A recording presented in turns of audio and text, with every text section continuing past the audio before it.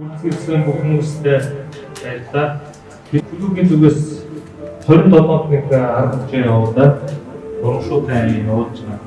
Smart coin, smart bot гэсэн одоо тэр энэхээ сүүлийн шатны хааж та бүхэндээ ууз завшаандаа бас криптовалютын талаар ярих гэж утсан. Энэ хугацаанд бол Мартин аян болж өнгөрсөн байна. Тэгээд эмгтээчүүд гэлтгүй бүгдэнд нь ингээд баяр хүргэе. Мартин аян сайхан баярсан байна гэсэн чинь тэгээд та бүхэнд инфо цэцгийг хэлж байгаа шүү. Клубээс үгээс. Игчүүд хамаагүй үстэй те. Үгээс. Тэгээд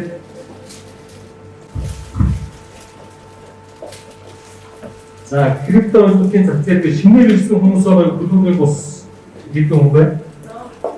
4-5 хүн байна тий.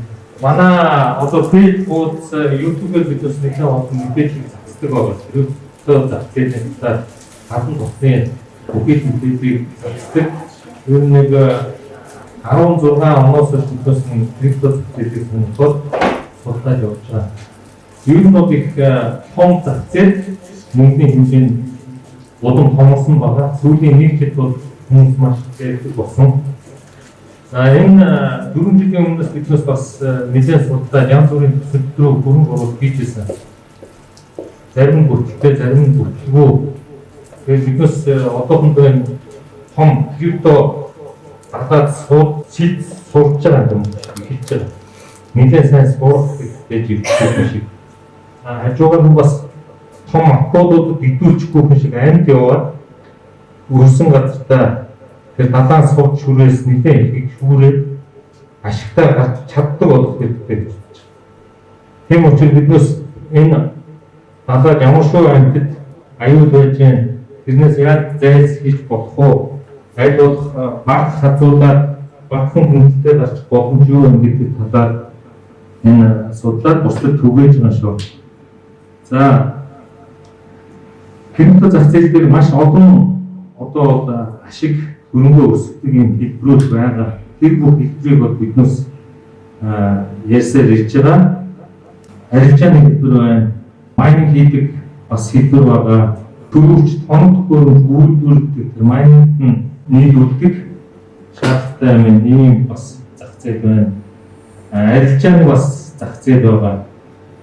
За энэ болгоныг бүгдийн төгс сурна гэхэд маш хүндрэлтэй хугацаа зардаг.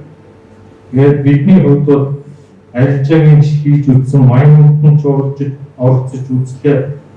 Тэгээд одоо энэ хашны зүгээр бас coin token авч арилжаа хийж үзчихсэн. Одоо яг сүүлийн нэг жил бол хөгжөөд технологи төр суурилсан тийм төслүүд маш их гарч ирж байгаа.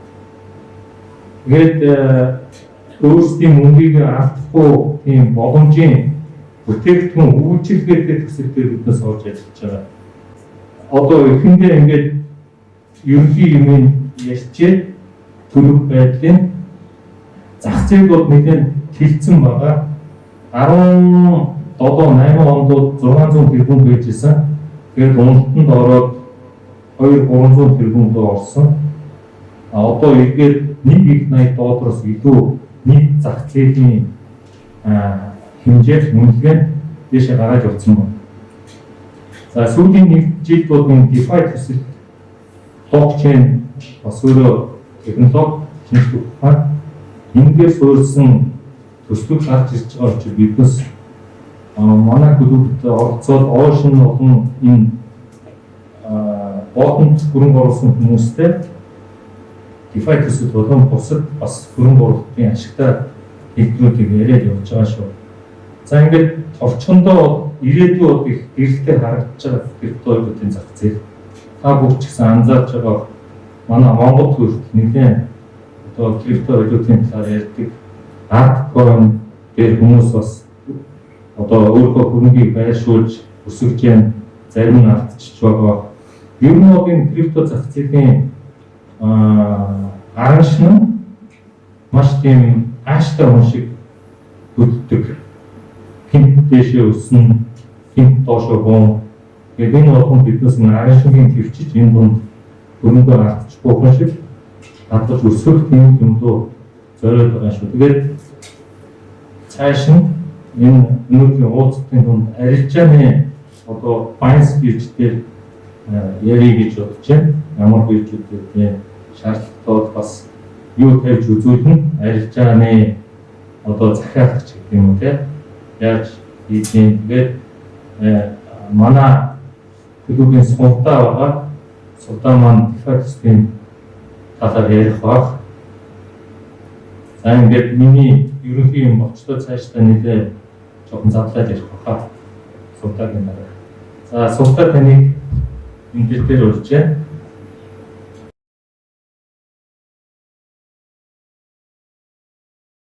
За бүгдээ сайн байна уу? Энэ өдөр ирсэн хүмүүс цагаа зарцуулаад бас коронавигийн үед бас хадгалаад ирсэн гараад цагаа зарцуулаад орсон хүмүүс дефектийн хадаад одоо юм байна. Тэгвэл агуултээ сүүлийн одоо 2021 оны ихний одоо идэвхтэй нэг 2 сар маш их хэмжээний дефектийн хадаад хамрын болон одоо саш суугаад нэгээс хонсон байна. За зарим нэгэн манай хадаа өндөр клубын үндсэн гишүүн байгаа. За гишүүнчлэгийн хувьд бид нар өөрсдөө Smart Trade Coin Go платформ дээр өөрийнхөө дагсан дээр эфирийн биткойноор хөрөнгө оруулалт хийсэн. За өмнө нь бид нар бот хөрөнгө оруулалт хийсэн бол одоо энэ 3 сарын 3-наас эхлээд DeFi гэсэн төсөлтөөр хөрөнгө оруулалтыг хийгээ явуулж байгаа. За энэ донд ерөн биткойн эфирэн болгож авсан хүмүүс байна.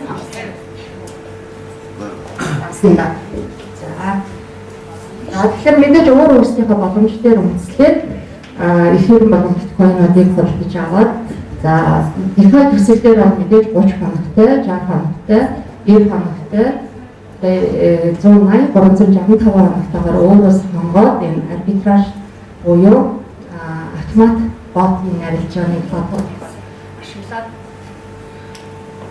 ашиглаад явж байгаа хаа. За миний хувьд бол 2020 оны 5 сараас эхлээд яг энэ автомат арилжаа буюу энэ арбитраж арилжааны ботыг ашиглаж эхэлсэн байгаа. 5 сарын 12 оны өдөр бол биткойны хаалгын болсон энэ үед Smart Trade Coin Go платформын маань одоо хямдрал нөгөө бүртгэлийн гол статусыг хадгалж 50% хямдралтай гэдэг юм дээрээс гаргасан. Арай хүрээгүй байна. Хугацаанд бол мэдээж одоо платформ дээр оруулсан хөрөнгө оруулалтаа авсан байна. За ерөн бидний хувьд өмнө нь одоо төвлөрсөн санхүүгийн зах зээл дээр нэлээд ажиллаж явж байсан. За тэгэхээр би өөрөө ямар ажил хийж байсан бэ? Өмнө нь одоо ямар мэргэжилтэй байсан бэ? Гэвэл 2000 онд бол хууль эдийн засгийн мэргэжлэр төгснөөс хойш ерөн бол 20 жил одоо хуулийн салбарт ажилласан. За хуулийн салбарт ажиллахаас гадна сүүлийн 5 жилийн хугацаанд бол томоохон хөрөнгө оруулалттай компаниуд болон нөгөө корпорациуд зөвлөгөө өгж ажилласан. За ингэхдээ бас бизнес хөдөлгөөний газрын захидлаар хүртэл ажиллаа яваад үзье. За тэгэхээр энэ хугацаанд бол бид нар Монголд юун дээр алдсан юм бэ гэдгийг бол нэлээд сайн ойлгож ирсэн. За энэ маань юу вэ гэхээр бид нар та бүхэн түүчтэй нэг төвөртэй зарим байж болох юм. Их дурсах хийх. Тэгвэл нэг төвөргийг та зарлага болгоод гаргалаа. Энэ хэдэн төвөрг болж таны давсыг буцаж орж ирэх юм. Гэдэг тал дээр ердөөсөө анзаардгүй. Орж ирэх гарч ирэх. Өнгөл юм чинь. Яах вэ надад чинь тэгэл нэг өдөр ороод ирдэг, нэг өдөр гардаг юм. Тэгтэл бидний донд тэгтлээ санхүүгийн одоо чадвартай болсон хүмүүс байна уу? За Монголын 30 гэр бүл гэл дотроос ингээд нэр зохиол гаргаж ирсэн шүү дээ. Тэрнээс өөр 3 сая хүний донд хангалттай хэмжээний хөрөнгө мөнгө санхүүтэй болсон хүмүүс байна. Маргаашийнхаа төлөөд амгаа санаа зовдөг. Зээлээс зээл яваа. Цалингаас цалинг яваа. Яг бүх юм уялдаатай. За нэг өдөр ажлын байр айгүй баталгаатай гэж богоо явж идэг. Ажлын байр чинь коронавигоос болоод бах болчлоо. Ардчилж байгаа хүүхдүүд гэр бүл тэнийг хараад сууж идэг. ихнэр нөхөр гэдэг юм уу тийм. Энэ хүмүүс дээрээ та нар тодорхой хэмжээний хариуцлага хүлээсэн. Би ч гэсэн хүлээсэн 2 охины хооронд хариуцлага, заавынхаа хооронд хариуцлага. За нас би энэ төрсэн юм чинь одоо тэр аавыг бүрдээд яах вэ хийж болно. Гэхдээ монголчууд бид нар чинь настай яг асуу дараа юм байнга асарч хасуулж чаддаг шүү дээ. Ингээд би нэг өдөр бодсон. Надад хэдэн төгрөгийн цэвэр бүрэг байна вэ? Би энэ цэвэр бүрэг дээр хэрхэн яаж тоглолт хийх вэ? За хэн нэгэн банкны зээлтэй хүмүүс байна уу? За банкны зээлтэй. За би өвдөрчлөө. Тэгвэл энэ банкны зээлийг хэн төлөх вэ? За дээрэс нь миний амжиргааны зардал сарын хэд вэ гэдгийг бас тооцсон байна. Надад бол амжиргааны зардал би яг гоо дундаж хүмүүстэй ойролцоо. За 3 сая төгрөг бол амжиргааны зардал өлхөө гараад байна. Зарим сартаа 6 сая төгрөг зардал гарч байна. Тэгэхдээ би хөрөнгө оруулалт дээр хэдэн төгрөг гаргаж ирнэ гэдгийг бид харсан. За тэгээ хөрөнгө оруулахын тулд нөгөө хайлт хэлчих жоохгүй. Монгол би газар авч болно. Газар авах тодорхой хэмжээний баг байгаа. Надад газрууд байгаа. За би энэ газар дээрээ үйл хөдлөх юм уу эсвэл ямар нэг ашигтай бизнес эрхлэе гэх юм бол надад тодорхой хэмжээний эргэлтийн мөнгө хэрэгтэй болчихж байна. За тэгвэл та нар эргэлтийн мөнгө хэдтэй байвал таны боломжтой байж болж байна. Зүгээр бодит амьдрал дээр. Тийм том бизнес биш. Зүгээр өөрсдөө санаад хэлдэг. Эргэлтийн өрөм. За эргэлтийн өрөм болохоор чи бүтээгдэхүүн юм үйлчлэл тийм. За тэгэхээр таны хувьд 250 сая төгрөг болохоор бүтээгдэхүүн дээр суулж байна. Үйлчлэл дээр суулж. За үйлчлэл гэдэг бол тухайн хүн өөрийнхөө авьяас чадварыг борлуулж яана гэсэн үг шүү дээ. Тийм. За тэгэхээр Монгол бизнес үйл ажиллагаа явуулах гэхлээр бахан зөвшөөрлөг тусгай зөвшөөрлөг шаардлагатай. Таны явуулах бизнес тусгай зөвшөөрөл шаардлагатай бизнес үү? Шаардлагатай. Тусгай зөвшөөрөл авахын тулд 3 жилийн хугацаатай. За барилгын компани хувьд бол хэдий төлж байгаа? Жил болно. Тусгай зөвшөөрлөлийн төлбөр. За дээрээс нь хэрвээ хүнсних гэх юм бол цаашаа дандаа суудахлууд явж байгаа. Таны карманд байгаа тэр мөнгнөөс ч засгийн газар байнгын суудахлууд авдаг. За энэ авдаг систем маань өөрөө төвлөрсөн хяналттай төвлөрсөн санхүүгийн систем. Тэгэхээр за хөлбөрийн авалгатай бол манай одоо социализм яа гэж бол байгаль. Аваад авах багтаад сургуулаа тусчаал удаан байж ятдаг. Нэг тогтмол цалинтай ажил хийж хамаагүй битгий ингээ гоогүй. Тэр үед ч 2000 он орчлын оюун гэрэл нэр бүртгийсэн. Би очиод сүлжээний маркетинг эмнэлгийн системийн талаар нэлээд судалсан. Манай ээж тас байна. За зөвхөн хурдтай шүү. Наад чи зэлтэй өгөх юм байна. Би биш тэгээд. Тэгэхээр энэ багаас авсан суурь гэх болохоор тухайн үед төвлөрсөн системээр бид нар явсаар байгаа. Одоо төвлөрсөн бус систем гэдэг зүйл хараад ирэхээр энэ юу вэ яасан бэ? Одоо хүн бол асууж байна. Биткойн гингүүд оноод ч явах амар үнэтэй болсон гэж байна. Чиний хамааны жохоос. За тэгвэл 2009 онд анхлаад white paper буюу энэ биткойны талаар одоо анхны цаасан мэдээлэл одоо биткойн гарч ирсэн байна. 2013 оноос эхлээд ерөнхийдөө олон нийтийн төвийн үйлчлэлтэй болсон түүний сонирхт хүрч ирсэн. За тэгвэл бүхэн бүтэн 7 жилийн дараа бид нар биткойн юу вэ гэдгийг амьдрал дээр илүү сайн ойлгож эхэлж байна. За та нар өмнө нь ингээд төвлөрсөн системээр бүх юм хяналттай банкнаас орж харж байгаа гүйлгэр нь хяналттай. За 5-20 сая төгрөгнөөс дээш гүйлгээ хийх юм бол Монгол банкнаас зайлшгүй арчааны банкнууд дээр тэр банкнаар хяналт тавих гэсэн. Гурвын хяналтууд тавих гэсэн. Мөнгө угаах гэмтэлтэй тэр тэмцэх хэмжээнд одоо хуулийн зохицуултуудыг гаргаад тавьсан. За тэгэхээр бизнесийн хүрээнд бол 80 сая, 100 сая, 200 сая, 300 сая хангалттай гардаг шүү дээ. Гарах тоолондоо албан цагт бичиж өгдөг. Ийм учир шалтгааны улмаас энийг би компаниас гаргаж байна. Аясаар гаргачлаа, бүлэг гаргачлаа. Миний ерөнхий зөвлөмж гаргачлаа гэж. Тэгэнгүүт араас нь компаниас банкны удирдлагаас компани хариуцсан одоо гэлцийн захирлуудтай энэ ямар учиртай бүлгээ яаж гарах гэдэг энийг байгаа юм гэж байнгас. За тэгвэл та нар орой 2 цагийн үед одоо танаа хайртай хүү охин ч юм эсвэл их ч юм Япон байлаа гэж бодъё. Шөнийн 2 цаг залгууд одоо ямар ч юм хэрэгтэй байна гэсэн. Тэгвэл яг шинжүүлж чадах банкын гишгэлээ. За хаан банкны хэрвээ тэр хаан банкны бүлгээ хаан банкны бас эзэмшдэг бол бид нар шинжүүлж болж байна тийм үү? Яаралтай. За их хэмжээний мөнгө танаар шинжүүлэх гэдэг шүү дээ. 100 сая төгрөг шинжүүлэх. Тэгвэл яг чадах. Тэгэхдээ одоо энэ төвлөрсөн бус санхүү гэдэг байгаа. Харилцаараа decentralized finance гэсэн өмнөний ихний 2 бүсгийг авсан DeFi төсөл. За энэ DeFi маань болохоор бид маш том юм боломжуудыг гаргаж өгсөн. Нэгдүгээр төвлөрсөн бус. За төвлөрсөн бус гэдэг нь болохоор та мөнгө 200-300 сая. Шүн оройж байсан хамаагүй эсвэл хасаа бүтсэн ч байсан хамаагүй. Тэгвэл хин нэгэн таны одоо тэр бүлгийг зогсоо гэсэн дундуур марк ямар ч боломж байхгүй. Энэ бол бүртгэлийн систем. Блокчейн дээр үндэслэн бүртгэлийн системийг ашиглаад ингээд хүмүүс боломжуудыг гаргаад өгсөн байна. За тэгэхээр анхлаад бол юм блокчейнийг ямар ч шалтгааны улмаас гаргасан юм бэ гэхээр маш их хэмжээний дата хөрвүүлэгдээд яваад байсан. За ийм датаг бид нар улсын бүртгэлийн ерөнхий газар дээрээс очоод бранчийн төлөө эсвэл одоо хөдөлгөрсөн архив дээрээс нийслэлийн байх юм уу улсын ерөнхий газар дээрээс эсвэл хаана одоо дата үүссэн.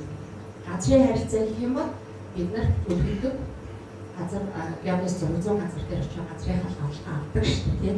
Тэрнтэй адилхан ийм датануудыг хэрхэн яаж одоо 100 жилийн дараа 10 жилийн дараа юм хадгалж байгаа. Ийм харилцаан дээр үндэслэн анхны блокчейн технологийн код бол бичигдсэн байгаа. Явцын дунд болохоор бид нар одоо сошиал харилцаа тийм имэйлээр бид нар хин нэгэндээ имэйл явуулж байгаа. Бид нар яг мөнгө явуулах байна нэгэндээ.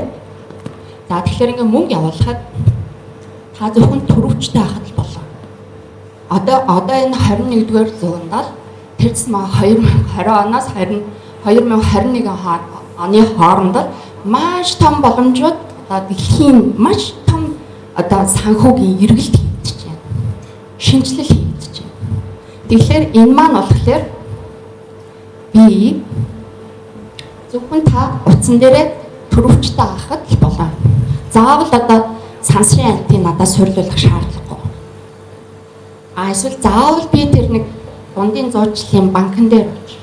Эсвэл одоо өөр тийм нөгөө хятад руу мөнгө явуулах юм бол сайн ломбард л нөгөө санхүүгийн санхүүгийн байгууллагууд эдгээр нөгөө мөнгө төгрөг шилжүүлдэг дундын судалгаасаа мэдээж тодорхой хэмжээний орлого олдог ийм компаниудыг хайж гүйхгүйгээр зөвхөн та төрөвчтэй wallet-тэй одоо хитвч гэж монголоор хэлээд байгаа шүү дээ. Хитвчтэй байхад л та хэдэн зуун саяыг шилжүүлж болж байна. За бүр агаар шилжүүлж болж байна. За тэгвэл энэ яагаад ингэж шилжигдээд байна? Эний чинь цаана те ямар учир шалтгаан байна гэхээр за нэг хаягаас нөгөө хаяг руу шилжүүлэхэд тухайн гүйлгээ одоо ухаалаг контрактаар төвжигдэж явдаг. Тэгэхээр толгой сүүл бүхий хаш хаягаар энэ бол хизээч дахин давтагдчихгүй одоо код үсээд дараагийнх нь ингэ явчихдаг. Энэ дээр одоо хэдхэн секундын дотор хакер орж ирэх боломж байхгүй.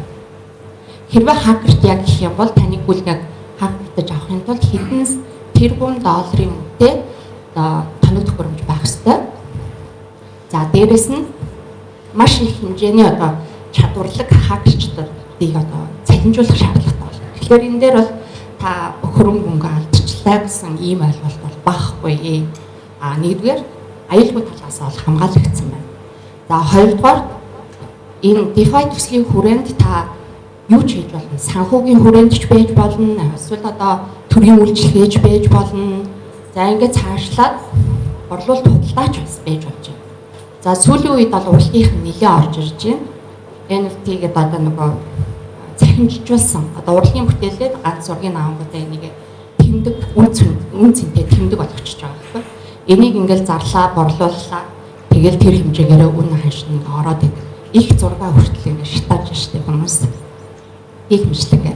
За тэгэхээр 2017-18 онуудад бол DeFi төслийн одоо блокчейн дээр суурилсан DeFi төслүүд бол маш их хэмжээгээр гарч ирсэн байгаа.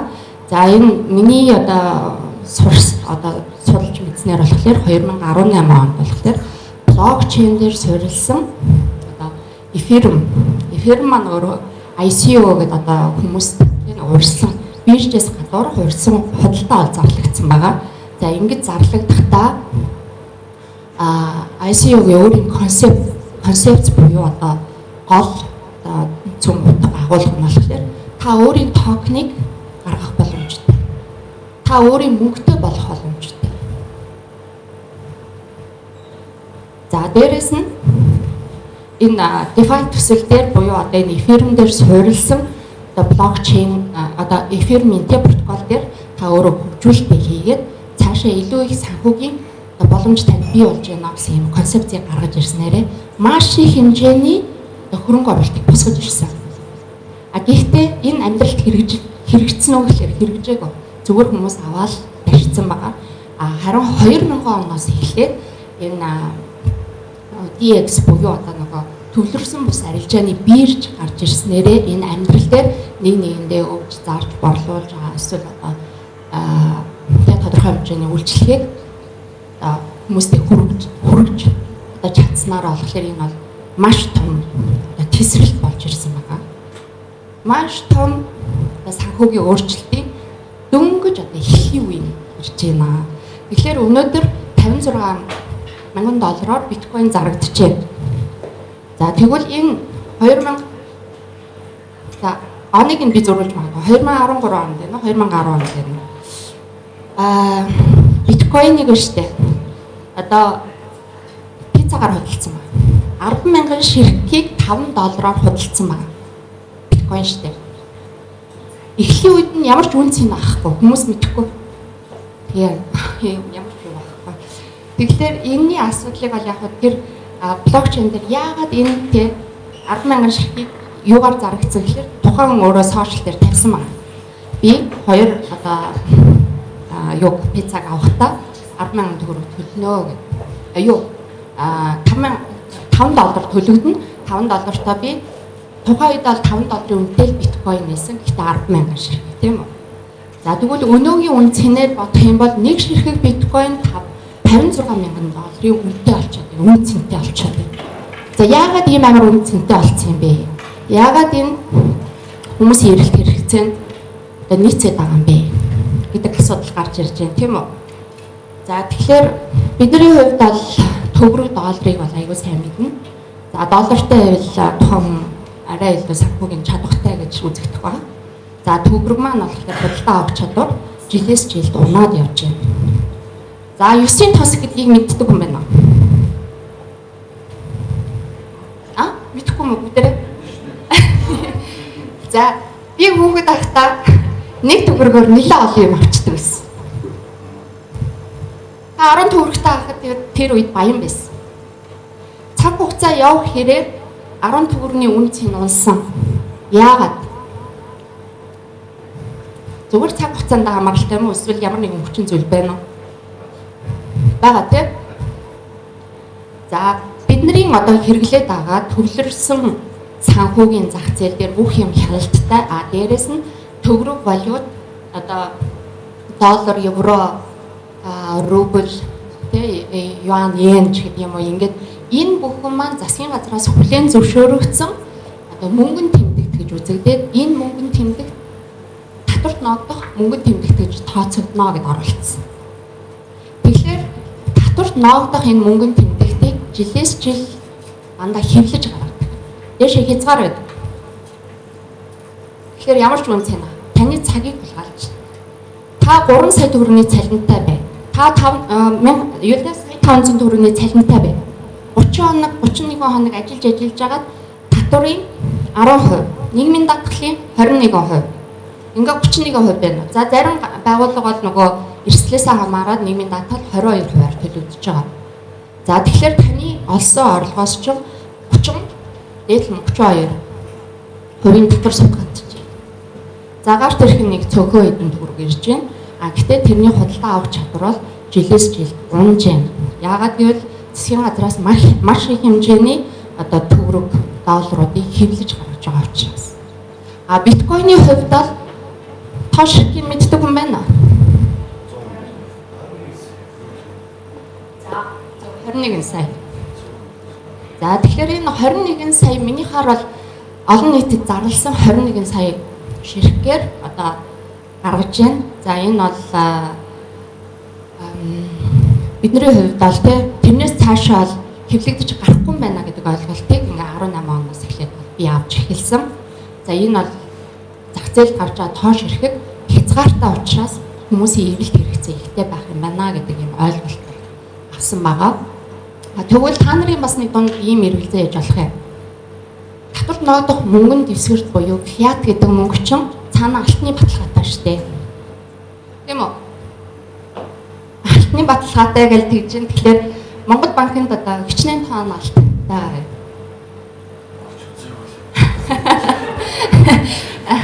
За Монгол улсын өр хэд вэ? Ер нь бол 1971 оноос хойш бол алтны одоо баталгааг бол одоо зогсоосон. Тэгээд энэ дээр юу орж ирсэн юм бэ гэхээр одоо төлөрсөн санхүүгийн системийн фиат мөнгөнд татварт ногдох мөнгөнд дэвсгэртийг гаргаж ирсэн. Ингээд цаашаа бид нар ажиллалаа нийгмийн даатгалт мөнгө төлөөлэн за хөдөлмөрийн орлоготой хүмүүсийн хувьд ч тийм төлөөлэн эргээд та нар тэтгэврийн насанд очиход ямар ч мөнгө өгөхгүй.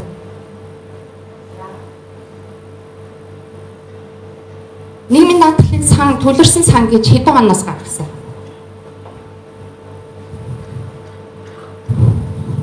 Нийгмийн даатгал хүн байна. Бүгд бизнес эрхлэгчтэй. За гэх мэтлэнгээр тэгэхээр яг зөвөр өшөө цаашаа явъя гэж нэлээ явагдана. Тэгтээ гол DeFi төслийн маань одоо гол онцлог маань болохоор нэгдүгээр бол хин нэгэн хүний хараа явагддаггүй. Аль нэг улсын засгийн газарт явагддаггүй. Дээрээс нь хин нэгэн хакер одоо таны тэр блокчейн дээр суурилсан мөнгөнд тэмдэгтийг авъя гэх юм бол ямар ч боломж байхгүй. Харин энэ блокчейн дээр суурилсан одоо эфирм гэж бид нар ярьж байна. Биткойн гэж ярьж байна. За биткойны хувьд болохоор энэ маань зах зээлд анх удаа гарч ирэхдээ мөнгөнд тэмдэгтийн хэлбэрээр гарч ирсэн учраас бид нар анхдагч гэж яриа тийм авамгаалагч зах зээлд авамгаалагч гэж утгаараа одоо 60% өнгөрсөн жилүүдэд бол ингээд гараад ирсэн байна. Эфирмийн хувьд болохоор хүн болгон эфирм дээр өөрөө парачейн үсгээд байдаг юм а протокол дээр өөрийнхөө тийм нөгөө хүссэн одоо бизнесээ эрхэлж хүссэн мөнгөө гаргах боломжтой, хүссэн хөгжүүлэлтээ хийх боломжтой. Ингээд ирэхлээрээ нөгөө өдөр тутмын хэрэглээнд ороод ирж байна. Өдөр тутмын хэрэглээнд орж ирж байна гэдэг маань таны нэг төгрөгийг 300% өсгөх боломжтой, 400% өсгөх боломжтой, 500% өсгөх боломжтой. Ийм их боломжуудыг гаргаж өгч байна. Анхлаад би өөрийгөө хэлсэн тийм цэвэр хөрөнгө оруулалт надад хэд вэ гэдгийг би бодсон. Тэгэхээр би өөрийн хөрөнгийнхаа тоо хэмжээ гаргангуудаа эндээс зардлаа хасч байна. Зардал гэдэг нь бусдаас дийлсэн банкнаас дийлсэн мөнгө хасчихж байна. Дээрээс нь өөрийнхөө ажлын хөлс цагийг үнэлээд бас хасчихж байна. Тэгвэл 2020 оны хувьд миний цэвэр хөрөнгө за биткойн дээр болохоор надад 300% өсөлттэй гарсан. Эфирм дээр болохоор 700% өсөлттэй гарсан. Би 2020 оны 5 сард энэ DeFi төсөл рүү орсон. Блокчейн гэсэн тийм блокчейн дээр суурилсан. Яагаад би блокчейн дээр итгэсэн бэ гэхээр блокчейний хамгаалалт сайн байна. За хоёрдугаар болохоор ямар нэгэн хөндлөнгийн хяналт байхгүй байна. Шударга байна. Нээлттэй. Миний гаргасан бүлгийг та хүсвэл авч болно. Тэн дээр контракт дугаарлан одоо илгээгчийн кодууд бүгд байгаа. Энэ бол блокчейн дээр бүгд адилхан. Адилхан тоо байна, адилхан цифрууд байна. Дандаа толгой сүлээрээ холбогдсон. Бүгд нээлттэй. Та 24 цагийн 7 өдрөөр ханаас л бол ханаас шалгах боломжтой. За би 5 сараас эхлээ гачууртын нэг уулын мухарт очиж хөвтцсэн. Гэхдээ миний хөрөнгө цэвэр хөрөнгө тэгж өссөн байна. За ингээ харах юм бол нөгөө хүмүүсүүдийн яг харьцаж байгаа харьцаанаас би нэг зүйлийг ойлгож авсан. Тэр нь юу вэ гэхээр бидний сэтгэлгээ айгүй хуучин сэтгэлгээгээр явж байгаа. Тэгтэл зарим нэгэн маань болохоор айгүй open mind буюу нээлттэй сэтгэж надад ч одоо тийм хөгжлийн хувьд ингээ асар хурдцтай өнгөрч байна гэл ингээ зарим нэгэн тайлбарлаад хэлээд байна шүү дээ. Тэгэхэд 1995 онд анхлаад интернетийн хэрэглэгч 1 тэрбум хүн хүрсэн байгаа. Анхлаад интернет гарч байхад хүмүүс бас хүлээж аваагүй. Янз бүрээр хэлж ирсэн. За тэгвэл одоо энэ биткойны хэрэглэгчд бол 1 тэрбум хизээ хүрэх вэ гэхээр 2025 он гээд алгоритм дээр тооцоолоо гаргасан. Тэр интернет гарч байх үеийн одоо хурд нь шүү дээ. Тэндээс 2 дахин илүү хурдтай блокчейний хөгжил явагдаж байна. Хүссэн хүсээгүй бүгдээрээ утсан дээрээ төрөвчтэй болох юм байна. Ямар нэгэн тоног төхөөрөмж ашиглахгүйгээр утаснаас хаашаалал хаашаа төрийн үйлчлэгийг олон банк хувийн байгууллагуудын үйлчлэгийг авах боломжтой. За санхүүгийн төвлөрсөн үйлчилгээнүүдийн хувьд та нар ямар үйлчилгээнүүдийг мэдэх вэ? Одоо та нарын хэрэгжилж байгаа үйлчилгээнүүд юу лээ? Итэм за. Сайн сонсохгүй шүү чангалаарэ. Финтек. За финтек. Ерөн сүүлийн үед бол ингээд технологи дээр суурилсан бизнесийн болон төрийн үйлчилгээнүүд бол маш сайн явагдаж байна. За та нар даатгалтай хүн байна, амь насны даатгалтай. Эрүүл мэндийн даатгалтай хүн байна. За урт хугацааны даатгалтай хүн байна. Амьдралын даатгал. Амь насаа даатгалсан. За арт дээр нээсээ гэх. За дээрэс нь банк ус санхүүгийн байгууллагуудын зээлийн үйлчилгээнүүд энэ банкны хадгаламжийн үйлчилгээ болон зээлийн үйлчилгээнүүд байна. Их мэтлэнгээр ломбардын үйлчилгээд үйлчлүүлж исэн хүн байна уу? Бүдэрэл тийм ба. За тэгвэл энэ бүх үйлчилгээд DeFi төсөл гэж гарч ирээд байгаа энэ блокчейн дээр суурилсан. За DeFi төслийн маань ихэнх маань Ethereum протокол дээр бичигдсэн учраас өөрөө хөгжүүлэлтээ хийгээд өөрийнхөө бүх замыг сайхан засаж өгөө мөнгө олох боломжтой болсон. За тэгэхээр одоо хүссэн хүндээ би мөнгөө зээлүүлж болж байна. Өөрийнхөө хөг өөрөө тогтоож болж байна. Би тэдэнд өрөөний өгөөж авъя гэх бичлэн ингээд. За тэгвэл ингээд DeFi төслүүдийн давуу талуудыг бол цаашаагаа ингээд ярих юм бол зогсохгүй.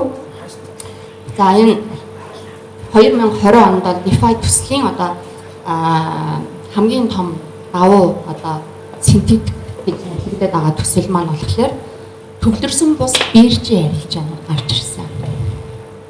За одоо хамгийн том гэж хэлээд байгаа тэр Binance байна тий. Америкт болохоор Coinbase байна. Бүгд ингээд нөгөө биржүүд дээр болохоор хөрвүүлэг хийж болж байна. Тодорхой хэмжээнд хэрвээ би мөнгөнд тэмдэгтээр авъя гэх юм бол арай өндөр ханшаар авна. Хэрвээ адилхан одоо токен тий блокчейн дээр бичигдсэн coin-уудаар авах юм бол арай бага хямдхан үнээр ингээ авах боломжтой ингээ болцсон байна. Энэ санхүүгийн үйлчилгээнүүдийг хамгийн түрүүнд яагаад санхүү нь хөгжиж байгаа юм гэхээр хүн болгоны амьдрал санхүүг хэрэгтэй. Санхүүгийн суур мэдлэг хэрэгтэй. Санхүүг бол хин нэгэн тусалж чадахгүй. Баян үнэн хүний хүмүүс айгүйх тийм муугар боддог шуналтай. Эсвэл муу аргаар ламсан шүү дээ. Тэгтэл үнэхээр том зорилго тавиад хөдөлж байгаа хүмүүс бол энэ DeFi төсөлийг ашиглаад хэдэн тэрбум долларыг авах боломжтой. За Binance-ийн одоо өдрийн эргэлт хийхэд 4 биллион доллараар явж байна шүү дээ. За манай Монгол Улсын засгийн газрын жилийн төсөв хэд вэ? За энэ DeFi төсөл дээр ороод ирэхлээр нэг гоё юм дандаа макро эдийн засгийн түвшинд бодос сэтгэдэг болно.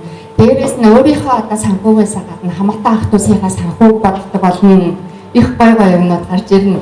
Тэгэхээр та нар бол ерөн тэргуун шугамын хүмүүс гэж өөрөө өөрсдийгөө бодорой. Happy 24 клубийнхан бол нэгдүгээр бол санхүүгээ дэвшлүүлье. Хоёрдугаар одоо цаашаага тийм нөгөө санхүү сайтай хүмүүсүүд эрүүл мэндэж бодно, амралт зугаалгаач бодно, найз нөхөрлөөж бодно, ингээд нөгөө цаашаа сонирхлоороо сайхан ингээд явчих байгаамаа. Би бол анхлаад хаан банкны кредит картыг ашигласан байгаа. Энэ маань 7 сая төгрөгийн зээл авах боломжтой signature карт байсан. За эндээс 6 саягийн дэдхийнхаа одоо намайг анхлаад энэ нэг мэдээлэл өгсөн охин. За хэвчээ юм шүү дээ 6 сая төгрөгийн зээл аваад орчих шүү дээ. Буруу юм руу намайг хөтлчөө гэж хэлмээр санагдчихсэн. Гэхдээ мэдээж хүн болгон өөрийн гэсэн хариуцлага өөрөө хүлээдэг. Би зээлийн картаар хөдлөхдөө мэдээж өөрийнхөө эрсдлийг өөрөө л хүлээж авч байгаа шүү дээ. Тэрнээс би тэрнээс их нь авах гэсэн ойлголт багхгүй. Би өөрийнхөө шийдвэрийг гаргаад авч байгаа учраас энэ DeFi төслийг тодорхой хэмжээнд судалсан. Цаана ямар хүмүүс вэ? Яагаад энэ үнцэнтэй болж 0.3 центээс эхлээд гэдэг юм 0.5 центээс эхлээд үйлчилсэн юмны харьцуулт ингэ явж байгаа байхгүй. Тэгэхээр Smart Trade coin-ийн хувьд болохоор одоо 7.3 гарч ирсэн баг. Одоо болохоор 2 тэрбум ширхэг том олон нийтэд нээлттэй зарлагдсан юм байна. За эндээс од мэдээж хүмүүс тодорхой хэмжээнд аваад хадгалсан хүмүүс ч байна. За аваагүй хүмүүсүүд нь болохоор компани платформ дээр ч бас байгаа.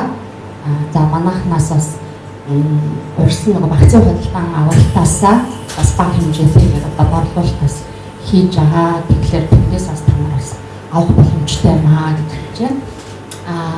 За өшөө DeFi-ийн хувьд болохоор зөвхөн Монголын асуудал биш үү? Энэ бол олон улсын асуудал болчиход байна. Яагаад гэвэл инфляц хэд их өндөр гарч ирж байна. За Америкийн шинэ ерөнхийлөгч гараад ирлээ. Баахан доллар хэвлээ гарчлаа. Тэнгүүд тэр болгоно одоо жирийн иргэдийн амьдрал дээр нуруунд дээр ачааллууд ирдэг. Тэгвэл энэ ачааллыг DeFi төсөлчин өөрөө хөнгөлөөд өгч байна. Миний оруулсан хөрөнгөтэй 700%, 500%-аар өсөж чадчих байгаа бол та нар өөртөө 10 доллараар хэдэн хувиар өсгөх боломжтой.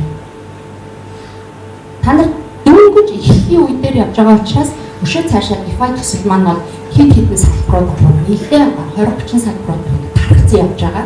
Тэгэхээр энэ дундаас аль нь илүү танд ашигтай байж болох уу гэдгийг хувь болгон өөрсдөө дүгнэлтээ гаргаад тэгээд явах. Яг бидний хувьд бол арай төрүүлээд алхаад одоо усанд хүлээд өргөцсөн хүмүүсийн хувьд бол тодорхой хэмжээнд одоо ашиг алдагдлал нь хаана юу баах вэ гэдгийг бол өөрийнхөө хэмжээр үнэлээ явуулчихж байгаа. За энэ дээр нэг одоо DeFi төсөл дээр сануулгах зүйл гэхээр одоо сайн хажуугаар сар хичээл маш олон одоо пирамид боловтэй өшөө Ponzi системтэй ийм хурм мэхлэг одоо хүмүүсүүд энэ мөнгийг цахаа угаагаад авдаг ийм одоо платформуд бол гарч ирсэн. За миний мэдхийн гэлээ хэд сүүлийн 10 сарын хугацаанд шүү дээ. Манай одоо нөгөө найзууд болон миний намайг гэж мэдж байгаа хүмүүсүүд бүгдээрээ за чи энийг мэдэх юм. Энэ юу юм худлаа юм. Би өөрөө хуульчаар ажиллаж байсан учраас да эрх зүйн зохицолт нь ямар вэ? Энэ юу вэ гэх юм хүмүүс байна асууж байгаа хэрэг. Тэгэхээр та нар ямар нэгэн DeFi төсөл рүү орохын тулд эхлээд интернетээ ашиглах. Интернет дээр ч юм уу тэгэхээр одоо тухайн за Burex гэдэг шүү дээ. Сүүлийн үед бол Монголоор ингээд вебсайт гаргацсан. Хүмүүсүүдийн маш их мөнгөний татаад авцсан. Бараг 7 хоногийн дотор 200 сая ашиг болж байна ч гэдэг юм уу. За дээрээс нь одоо 160 еврогийн одоо бэлэг өгч юм ч гэдэг юм уу. Бид нар бол бүгдээрээ яг Ponzi систем байгаа. Яг тэгэхээр бүтээгдэхүүн байдаг. Тэгвэл DeFi төсөлтэй бүтээгдэхүүн байна уу гэдэг бол нэгдүгээр тавигддаг гэсэн. За Smart Trade coin-ийн хувьд болохоор бүтээгдэхүүн энэ өөрөө 7-8 арилжааны бирждээр нэг данснаас арбитраж юм арилжаа хийчихэж байгаа нэгдүгээр бүтээгдэхүүн. За хоёрдугаар бүтээгдэхүүн DeFi Invest гараад ирчихэж байна. Энэ маань DX арилжаан дээр ордог юм. Бидний нэр юм. Би одоо 24 цаг эсвэл 12 цагаар компьютер шилжээл ингээд арилжааны мэдлэг надад шаардлагатай байхгүй. Танарч шаардлагатай.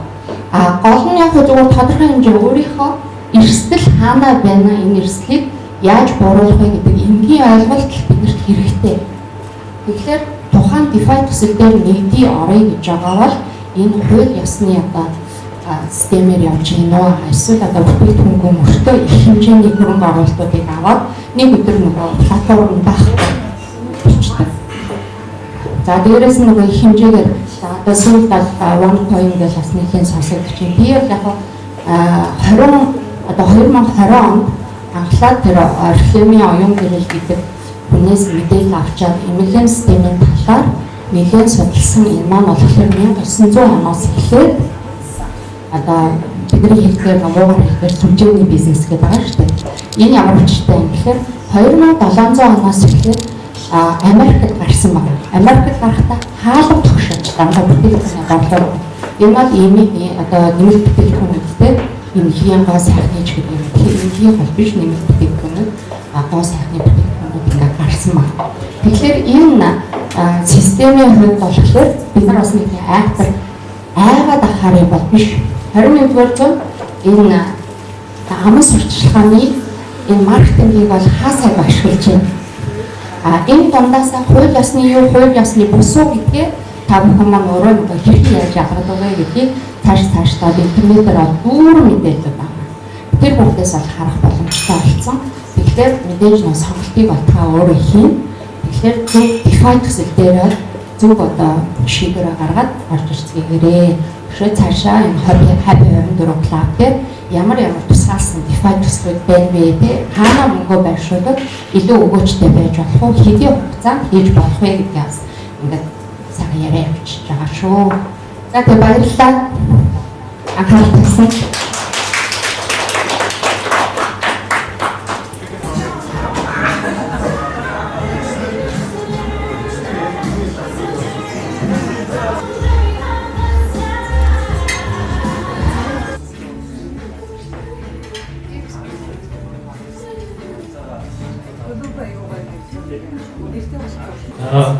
Группийн зорилго бол монголчуудаа крипто зах зээл энэ ертөнцид ороод танилцаад ашигтай ажиллах бас нөгөө талаар шаардлага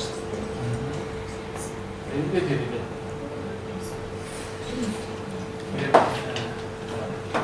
Нийт монголчууд энэ дээр ойлголттой болоод аюул ийм мэдээ боловсролтой суралцаасаа гэсэн үгээс явж байгаа шүү. Тэгээ зөвхөн крипто биш, зөвхөн мөнгө биш. Манай клуб дээр бас өөрсдөө мэддэг боловсролыг дээшлүүлэх, эрүүл мэнд бие биедрийг хөгжүүлэх талаас чиглэлтэй явж байгаа болж тийм жоохон хөдөлж байгаа. Клубын гишүүд ихсэх тусам тиймэрхүү хүмүүс авч ирээд түүчээр аваад явах гэж үзэж байна. За яг энэ Ocean Enterprise компани сайтн дээр биднээс нэг урамшуулт аян явуулсан байна. Энэ маань Go6 Smartcoin.com гэдэг сайттайгаа холбоотой нэг компани. Тэгээд 1 сарын 21-нээс 3 сарын 8-нд бүрт биднээс клубын зүгээс урамшуулт аян явуулсан. Энэ дээр бол манай клубын хүмүүс идэвхтэй орцож цаг заваа зарцуулж ажилласан байгаа. Тэгээд эхний үр дүн нь 2 сарын 27-нд нэг урамшуул шагналаа өгсөн. 3 сарын 8-наар 15 байсны жоохон урагшаа татаад нөгөө компани бас цаана явагдаж байгаа бирж дээр гарах төлөв ханшин хэд болох нь гэж тэрнээ уйлдуулаад бид урамшуул аянаа нэг 7 хоног наашин татцсан. Тэгээд энэнийхээ үр дүнд бас өнөөдөр дүнцгээ гэж бодож байна. Ингээд энэ дээр маш их сайн ажиллаж урамшуул авсан хүмүүстээ урьдчилаад баяр хүргэе. Ингээд алтан гэрэлтэй хэлсэн байгаа. Энэ хүн бодоо өөрөө гол лиценз 5 гол лицензийн 10 гол лицензийн одоо бас бүртгэл хийж энэ рүү тодорхой хэмжээний хүмүүс мэдэгдэж ийм бизнес биш үү? За энэ гол лицензэн дээр антивирусын програм шиг жил болдго юм байна. Энэ лицензээ ашиглахын тулд цаана дээр Go Smart дээр хөрөнгө оруулаад бизнесийн хөрөнгөний сар 3-аас 5-аас 13% өсдөг юм байна. Бодиттой юмудаа үзүүлсэн тул хүмүүс энэ хүнд итгээд ийшээ хөрөнгө оруулалт хийсэн байгаа лиценз авсан. Цаашдаа тэгээд яг үндсэн хөрөнгө оруулалтаа хийгээд явхад банкнд байгаа төлөвлөгийн хадгаламж байтугай доогрын хадгаламжаас илүү өгөөжтэй юм зах зээл байгаа шүү. За ингээд баяр хүргэе та юугаа нөө ингээд дараа сэлэнгэ гэсэн хүн байгаа.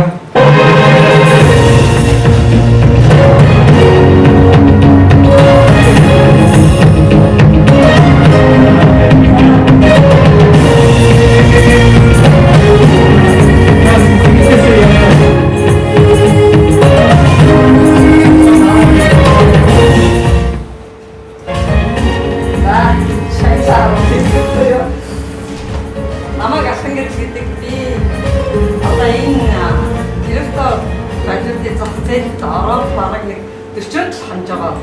Тэгээд шинээр суралцж байгаа бараг бүх хэдийн ч бараг сайн мэдгүй гэсэн юм яг хөө суралцаад тэгээд 10 голдын лиценз бодлуулсан багийн урамшууллыг авч байгаа.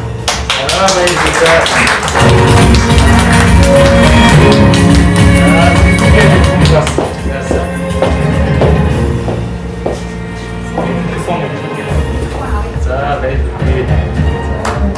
энэ манай багийн гишүүн Сэлэнгэ гэдэг дорндод байдаг.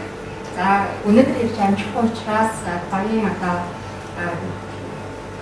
гишүүнийхээ өмнөөс энэ бихийг гардаж авч шагналыг гардаж авч байна. За ингээд iPhone Pro буюу хамгийн сүүлийн үеийн цаашаа гала бодлогоо энэ сайхан бихийг одоо эзэн хөргөж 12 гэх.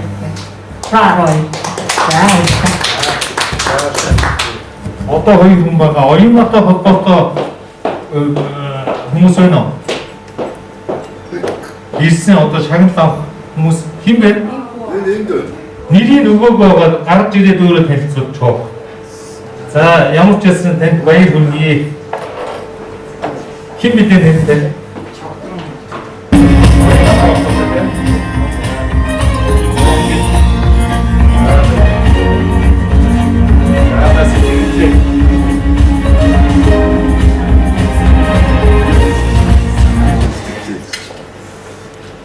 сайн байна. Наваа чогтон гэдэг. Одоо энэ аашин энэ зүйл манай ээсэм гарсан байгаа. Бас нэг одоо 30 тонны өмнө юм да. Тэгээд энэ болохоор манай яг гэр бүлийн хүний одоо даа авсан 5 ноотоос авч байгаа юм шиг. Тэгээд би өмнөөс нь авч байгаа гэсэн. Би даад нэг гот нот. Баярлалаа. дараагийн байна уу те? За тэгвэл диймиг бидний манай хамт юм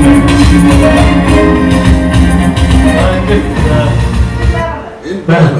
Хин гэж юм байна?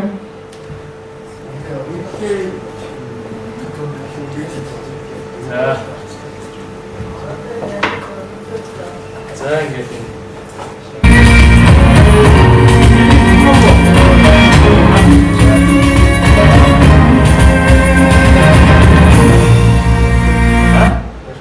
Ярихгүй. За ярихгүй нэ. Ярмаар. За ингэж дараагийн урамшууллага тэрнээс өмнө би бас нэг түүх ярих гэж бодож байна л да. Одоо хэдэн он 21 он, 20 он, 19 он, 18 оны өмнө 18 оны намар би нэг эмгтээтэй хэлсэн байхгүй. Ойлголцоо. Ууц гэдэг. Чи яа гэдэг та криптодууд дээр ажилладаг юм уу? Ажилладаг. За тэгвэл ууц гэдэг. Хотын төв кофе шоп ууц. Тэгээд яасан чинь бас хөөрхөн мэдлэгтэй арилжаа хийдэг. Өөрөө бас finance research мэдээ мэдлэгтэй тийм өсгөө шүү. Тэгээд нэ эцоодаа Ийж бас өөрөөр түүхийг ярьлаа. За би ингэж хөрөнгөний хэлжээр ажилладаг хүнжил бизнесийн хүн байгаа. Чи яагаад тийш явсан юм гэсэн. Нэлээ яг суусан баг нэг цаг илүүтэй суудаг. Тэгээд дараа нь хоорондоо ярьдаг бодлоо, хайцдаг бодлоо. Тэгээд энэ ч одоо хэдэн жил 18 оноос хойш 18 оны намарчиг санагдаж байна. 19 ингээд 2 баг 3 жил юм уу? Би бас яагаад юм бэ? Тэгээд тийм нэг эмэгтэй байлаа харахад юу гэдгийг тэгээд яг дундаж Монгол эмэгтэй тийм байгаа. Тэгээд тэр эмэгтэй бол одоо энэ сууж байгаа. Тэгээд манай клубын хамгийн том урамшуудыг авсан Ууган туяагаа энэ дээр хэлж байна.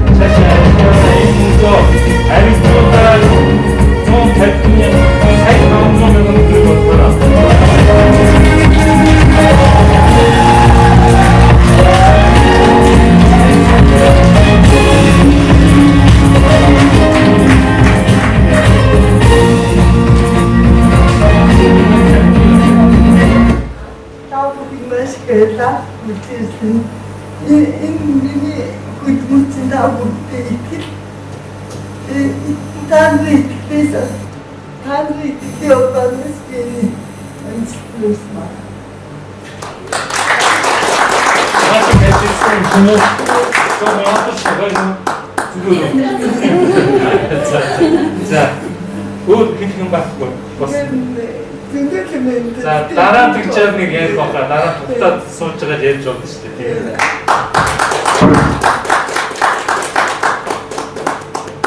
зураг авах байна. Зураг утсан байхгүй л байна.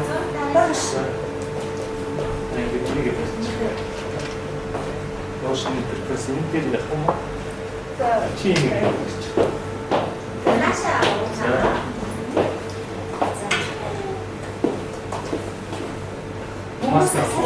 Маска.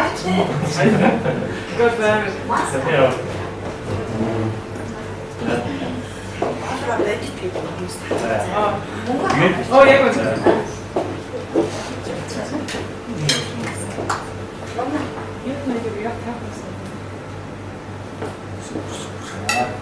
Ah, bien, está. Schön.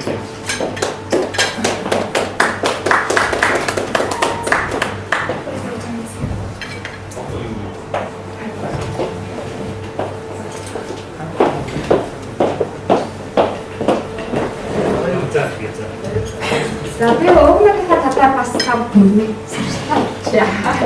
За өвгнөөхөө би бол нийлээ ирсэн найзууд одоо надаас дүүг бодож санхүүгийн хувьд одоо өөрийн тэр нөгөө гүйлгээ ухааны хувьд бусдаас хамаагүй илүү байдаг. Хоёрын тэмдгийн уулзалт нь яг дандаа нэг санхүүтэй та холбоотой нэг уулзалтын дээр ингээд дайрч байна. За өвгнөхийн маань хувьд тэр Италийн засгийн газрын хэлбэр за уран зургийн одоо их сургуулийн болсон маш гоё зураг ийм өсгөө байгаа.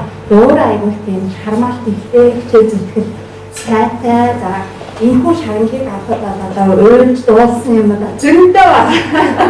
Тэгээ бас би бас мэдэхгүй зөв яг явна. Тэгээд ишээ тэр нь яах вэ гэдэг бас зөвлөгөө авдаг миний одоо анхны нөгөө надад энэ смартфон хойны талаар одоо бүхэнд гарахын талаар анхны мэдээг өгсөн өсгөө маань өгөн байна. Баярлалаа өнөөдөр баярлалаа.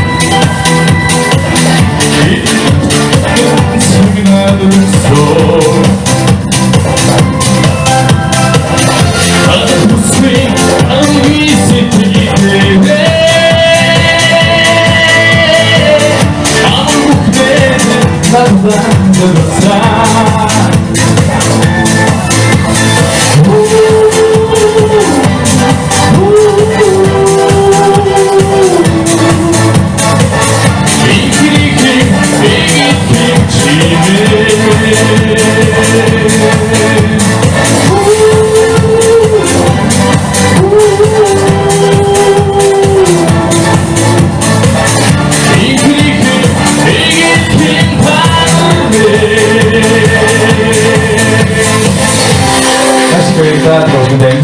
Yeah.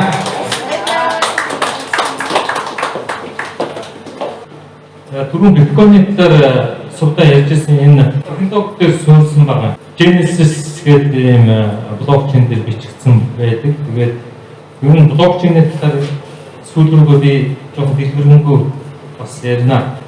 За энэ бол хаахан болдог 4 жил тутам бол олборлт хийдэг. Шийгэр боддог, бодож бодох төхөөрөмж ашиглах байна. Ингээд 4 жил тутам майнинг буюу олборлт хийж байгаа хүмүүст өгдөг урамшууд нь 2 дахин багасдаг. Тэгээд энэтэй уялдаа ханш бол дээш өсдөг тийм зарчимтай байгаа. Энд бол үзүүлсэн нь 11 онд бол $32 байж байгаа бүр $2 хүртэл унжсэн байна. За тэгээд энэ 14 оны 1 сар гэдэг $1163 болох үсээд $524 дахин өсчихсэн. Дараа нь 15 оны 1 сарын 1 хүртэл жилийн дараа 85% унжсэн байгаа. 15 оноос 18 оны 1 сар хүртэл $152 $152-оос $19,892 өсчихсэн. Ингээд 19 оны 1 сарын 1 гэхэд 84% унж 3,100 орж ирсэн байна. За энэ дээр юу анзаардаг вэ гэхээр нөгөө яг цоо шин цогтойгийн ярьдгаар сонсоогүй юмас сонсчод хүмүүс виртуал нүдэнд харагдаж, гарт баригдаж, шүдэнд мэрэгдэхгүй учраас итгэдэггүй. 10 центтэй автомобиль би нэг сонсч ирсэн өөрийн хамтлагчаас яг тэр үеийг сандаг гэж жишээ 18, 19 онд хүнд ярьхлээр яг миний 11 онд сонсч ирсэн байдал анзаардаг. За тэгээд өнөөдөр хэд хүрсэн байгаа та бүгд мэдж байгаа. Хамгийн сүүлийн жишээ яг энэ 18 оны өсөлтөндөө унахад бүгдээрээ өстөө гэдэг унгууд нь паах гэж харагдажсэн. Энэ одоо гачийн юмнаас бойд гэдэг. Яг тэр үед жишээ манай нэг найз нүүрсний 8 хийгээд $500,000 эргэлдүүлээд нэг 6 сарын дараа нэг $700,000 ярьж. Тэгтэн би үгүй чи наака зүгээр биткойн хийчихээ гэдэг ингээд хэлжсэн. Тоогоогүй. Тэгээд унахуд нь ярьжсэн. Тэгээд сүүлд нэг $5,000 унсан шүү дээ нодлоо. Тэгэхэд хэлжсэн нөхөр мөнгө байсан $200,000. $200,000 таваар бол хэдэн биткойн авах байсан байна. 40 биткойн авчих боломж байсан. Тэр цаашаа болсон, би наашаа болсон.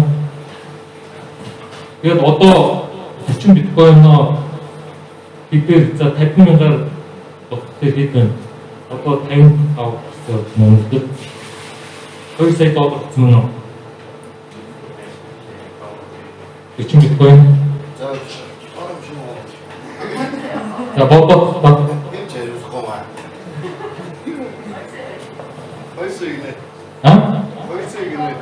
За 2 жилийн дотор $200,000-ыг 2 сая болгох бизнес байна уу?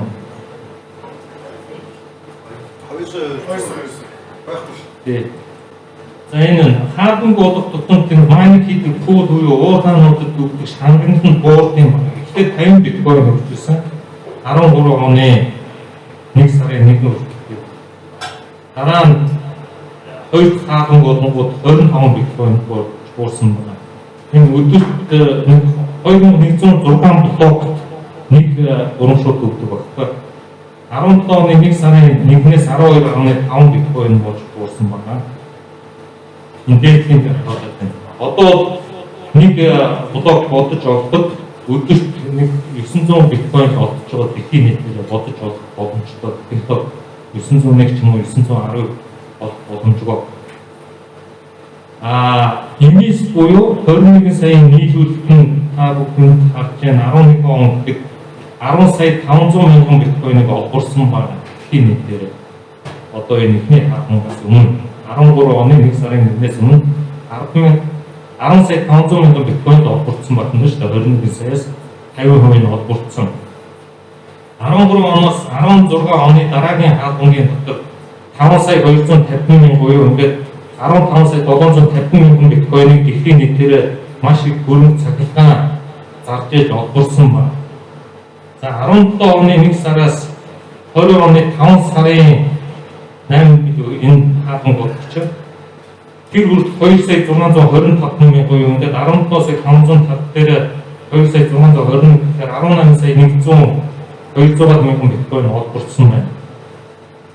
За одоо ингээд дараагийн хаалган бүр сая 311 мянган биткойныг олгуулсан байна шүү дээ. 18 сая дээр сая 100 гэж 20 сая болно. Тэгэхээр цаашаа ингээд энэ 2100 хэдэн он хүртэл олгуулах боломжтой жил ирэх тусам энэ тоон цөөлж байгаа 2 дахин хуваагдаад хүндрэн. Тийм учраас энэ биткойны хаж үсээд гэдэг нөгөө харагдаж мэрэгдэхгүй үйл хөтөг үйл үзэгдэх нөхөрчин ийм үнцэнтэй болоод нодлонгоос хойш энэ жил бол институционал хөрөнгө оруулагч нар маш их мөнгө хийж байгаа та бүхэн мэдж байгаа шүү дээ. JP Morgan банкны одоо тэр Wall Street-тэй холбоотой том банкны нөхдөж юу гэж ярьж ирснийг та нар YouTube бичлэгээс үзээрэй. Болгоны хоорогдож ирсэн нөхдөд цаагаамаа өөрсдийн хүмүүсийг нууцаар биткойн авахулж ирсэн талаар биднээс жил гэсэн өмнө дэкөрөндөрийн бичлэг дээр тавьж ирсэн байгаа. Энэ яванда тэгээд одоо биднээс ил гарцсан уралдан 500 сая тэрбум доллараар уралдан цааж байна. Тийм учраас одоо биткойн шингэж авах унахгүй болж нэг өсөндөө виртуал арт орж гэсэн үг. Баталгаатай тодорхой хэмжээгээр энийг хөрөнгөө инфляцаас хадгалах цаашдаа авсан өмнөөсөө илүү эрдтэй учир зарч боломжтой юм байна. Яг энэ дээр бас дамын юмнууд явж байгаа. Тэдний тоон бас бид орцсон явж байгаа. Энэ смарт трейд болондоо биткойн эфирмээр хөрөнгө хийдэг. Герман ухаалаг ажиллаж цаг нэг 5-аас 13% өсөвчээсэн. Сая 3 сарын 3-наас манай энэ смарт трейд болон дээр DeFi төсөл орж ирсэн. Сард нэг 30% гэдэг нь бол маш бага DeFi төслүүдийн өсөлттэй тийм. За энэ бүх мэдээлэл ихэндээ болох болоо гэж бодож байна. За цаашаа явъя. Цогтой ясын DeFi бүлэг centralized finance гэдэг non-fungible token гэдэг яг сүүлийн үед ярьж байгаа энэ технологи дээр блокчейнээс суурьсан төслүүд маш их сайн явж байгаа. Жишээ нь энэ зурган дээр Christie гэж зургийн харилцааны газрууд энэ зургийг 69 сая доллараар зарсан байна. Энэ бол DeFi төсөл Ethereum блокчейнээс суурьсан ийм төсөл байгаа. Бидний өмнө нь бол $1000 байсан байна. Тэгээд энэ аукцион дээр зарагдаж байгаа энэ блокчейн дээр бичигдсэн цаанаа тэгээд ийм үнэтэй зарагдаж шүү дээ. $69,346 нэг нөхөр авсан одоо хадгалсан байна. Тэр өдгөө энэ зураг DeFi non-fungible token тоглоомтой одоо бид цаашаа DeFi төслөөр хүмүүс зураг захаас гадна бүр музей үүсгэсэн байна шүү дээ. Зураг байж бүхгүй нэ хулгай дартахгүй нэ тэ онлайн музей гарсан байна юм. За энэ юу ярьдаг бичсэн. За энэ Binance-ийн данс гараад энэ дээр арилжаа хийж үзүүлэх шаардлага байгаа юу байхгүй ингээд арилжаа хийгээд явахгүй ч одоо маш их цаг гарна шүү дээ. Тэгэхгүй бол за цаашаа яваа. Энэ самбар уу индустри маш их эрчимтэйгээр хөгжиж байгаа. Хөгжиж байгаа бол энэ дор бас тулгаарчд бодч хүмүүс бас байгаа. Тийм учраас бүгд DeFi-с бүгд NFT токен ашигтай гэж бодож болохгүй. Судалжээж өөрөө бишээ DeFi ч нөө NFT токен ч нөө крипто гэж ч нөө coin market, coin гэж гарсан токен руу судалж мөнгөө барьшуулдаг. Гэхдээ одоо хэмжлэгийг гэдэг хэмжиж огтлохгүй ч гэсэн болно. За энэ NFT токен бол тоглоомын юм одоо биднес хамаагүй чи тэмдэг бүгдөө октодод юу цуглуулдаг байлаа тийм ээ. Тийм шиг энэ NFT токен бол юм үнцэнтэй болсон гэдэг энэ тоглоомын зах зээл рүү хүчтэйгээр орж ирж байгаа. Тэгээд энэ тоглоомын зах зээл дээр тооцос зэвсэг одоо энэ өсний зүйлд яг энэ тоглоомын дөрөв төрлийн NFT токен блокчейн дээр бичигдээд хоорондоо 8 заавдаг үнцэнтэй бодлого дахин давтахад юм зураг гаргаад тэр NFT музейд тавиад зардал өгнө шүү дээ. Жишээ нь гугнаа бүрэн боломжтой өөрөө зураг тавьчаад энэ дээр нэг 10 эфирэн ч юм уу 20 эфирэн би чинь аваад өгч шүү дээ. Чиний данцанд NFT эфирэн ороод ирнэ. Нэг баримт одоо урлагийн баримтчин загвар нэг баримтаа тавьчаад тэрийнхээ зургийг аваад токен хийгээд тэрийг энэ музейнүүдэд тавьчих ч юм уу заах юм боломжтой болсон. Нэг ёсондоо зайнаас дижитал буюу токенжуулах аналог систем руу орсон гэсэн. За биднес өөрсдийн клубийн хүмүүстүүд яг smart.com токен дээр хөрөнгө оруулсан хүмүүстүүд бас тодорхой хэмжээний энэ төслөөр ашиг хийсэн мөнгөө гаргаад энэ бусад төслүүдэд оруулахад зүгээр болов гэдэг үүднээс төслүүдийг ярьдаг. Энэ бол Америкийн компанитай холбоотой Америкийн Coinbase-тэй холбоотой CoinDisco гэдэг юм сайт байгаа. Энэ дээр бүртгүүлчүүд ер нь зүгээр шүү. За энэ дээр манайхан бол мэдж байгаа би NIA протокол руу орсон, MINA төсөл рүү орсон байгаа. NIA дээр 10 сард би нод үсгэж чадаагүй. MINA дээр яг үнэтэй ижилхэн бас одоо энэ төслийг яриад байгаа шүү. Маш бага мөнгөөр судалгаагийн хэлбэр 800 дахин өсөх боломжтой юм байна. За энэ бол миний данс. Энэ дээр би 9 сарын лоу токеныг судалж байгаад нэг 300 ч илүү $80 орчмоор токен авсан. Яг үүнд өмнө ирээгүй хүмүүс бас харчвал зүгээр гэж бодож байна. Ямар боломж байгааг харагддаг. За энэ дээр би нэг 800 тоо энэ бол төгжигдсэн. Энэ $300 авсан гэж бодчихгүй тийм. За $800 авсан гэж бодчих юм. Тухайн үед нэг 0.36 центээр авч ирсэн байна. 0.10 центээр ч гэдэг. Тэгээд энд одоо сулраад орж ирж байгаа энэ төгжээнд байгаа лоу токноос надад хэнди буюу урамшуул болгож энэ төсөл нэг сар болгон ч юм уу 6 сарын дараа таны энэ байршуулсан мөнгнөөс чинь 6% жилийн 12% хүүтэйгээр нэг сарынх нь хүү бодож буцааж лоогоор надыг урамшуулж байгаа. Би 10 сарын 16-наас энэ нийт лоогоо төгжээнээс гаргаад 20% эхний сартаа буцааж авна.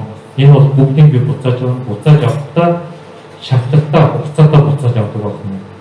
За энэ лоо токны одоогийн хашин яг манайхан бол бүгд энийг мэдж байгаа шүү дээ. Шинэ хүмүүс явцсан уу? Явцсан бол ярихгүй. Шинэ хүмүүс байна уу? Байна тийм. За энэ бол CoinGecko гэдэг энэ криптовалютуудыг бүртгэдэг юм сайт. За одоо $36.5 болсон байна. Нөгөө 10 сард 0.36 цент байсан. За 0.3 цент байсан чинь хэд дахин өссөн. Тэгээд 400 хэд ч юм уу гэж өссөн байгаа юм. Та нар үржүүлээд үзгүй. Тэгэхээр би нэг $800-ыг $40 хүрчээсэн юм шиг энэ харж байна тийм. За тэгшгээр $40-оор үржээ. $42,000 болсон байж таа.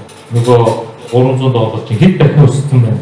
Яг одоогийн хашаар 10 сард мэдгүй тэр $4 ч орж магадгүй $20 ч үйж магадгүй ямар ч зүйл анхны оруулсан хөрөнгө оруулалтаас илүү ашигтай ажиллана гэсэн. 300 биш магадгүй 100 дахин хөрөнгө өсгөж чинь гэсэн үг шүү дээ. Одоо энэ мөнгө шилжүүлэх юм уу энэ айгуу токнуудаас айдаг цаг биш болсон. Чөлөөтөө баг шинжилгээтэй их хэмжээний мөнгийг зохицуулах байгууллага ч юм уу 3 дахь житгээд банкаар дамжихгүйгээр шилжүүлэх юм гэсэн байна. За энэ дээр жишээ нь Casper Tokens гэдэг биднээс энд одоо оролцох боломжтой. Гэхдээ клубын зүгээс энийг харцсан жагаа бас нэг зарим юмнууд нь таалагдахгүй тийм байгаа учраас биднээс биш олохгүй байна. Жишээ нь 26 хүүхдийн Casper-дээр олох боломжтой байна ш. Ингээд бүх юм ил бидэн тооцоололтын таны авсан хөрөнгө жишээ нь 23-аас 28-ны хооронд та яшээ хөрөнгө оруулалт хийвэл хэмжээ хэд байхын хэдийг зарахын тоокныг тийм ээ ямар үнээр зарахын гэдэг ингээд байж байна. За 25-аас 28-ны хооронд оролцсон хүмүүс бол ингээд ялгуултаа 0.2 энэ 26-аас 28-ны хооронд орсон хүмүүс бол тэгэхээр төгжин 40 хоногийн дараанаас гарна. Тэгээд доотын хөрөнгө оруулалтын доот хэмжээ, дээд хэмжээ, хэдэн ширхэг ингээд байж байдаг. За тэгээд энэ нь орыг үгүй энэ гурваа үйлдвэрийг сонгоод хөрөнгө оруулалтаа хийж болно.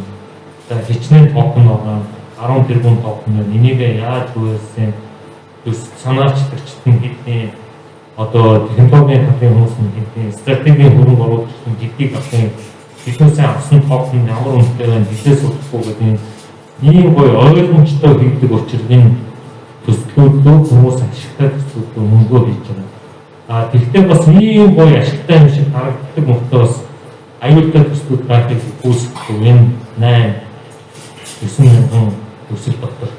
Энэ учраас ядар цаадгаж сурдаг болон манай клубийн гишүүдийн зорилгоо гэж. За тэгээд ингээд энэ гэдэг энэ бас DeFi төсөлтөө холбоотой бас энэ урлагийн хүмүүс энэ дээр зарж байна, харж байна, үзэж байна. Энийг бол Sticker Look гэдэг нэг алюмины энэ зургийг гэдэг ноутыг ихээр нөр зарж байгаа шүү дээ. Түрүүний Sticker 69 сая зарж ингээд дараа гарсан юм байна шүү. Би энийг авыг бол одоо ингээд MetaMask гэж юм уу бодоод энэ дээр дараад ингээд аваад хатчихдаг гэсэн юм.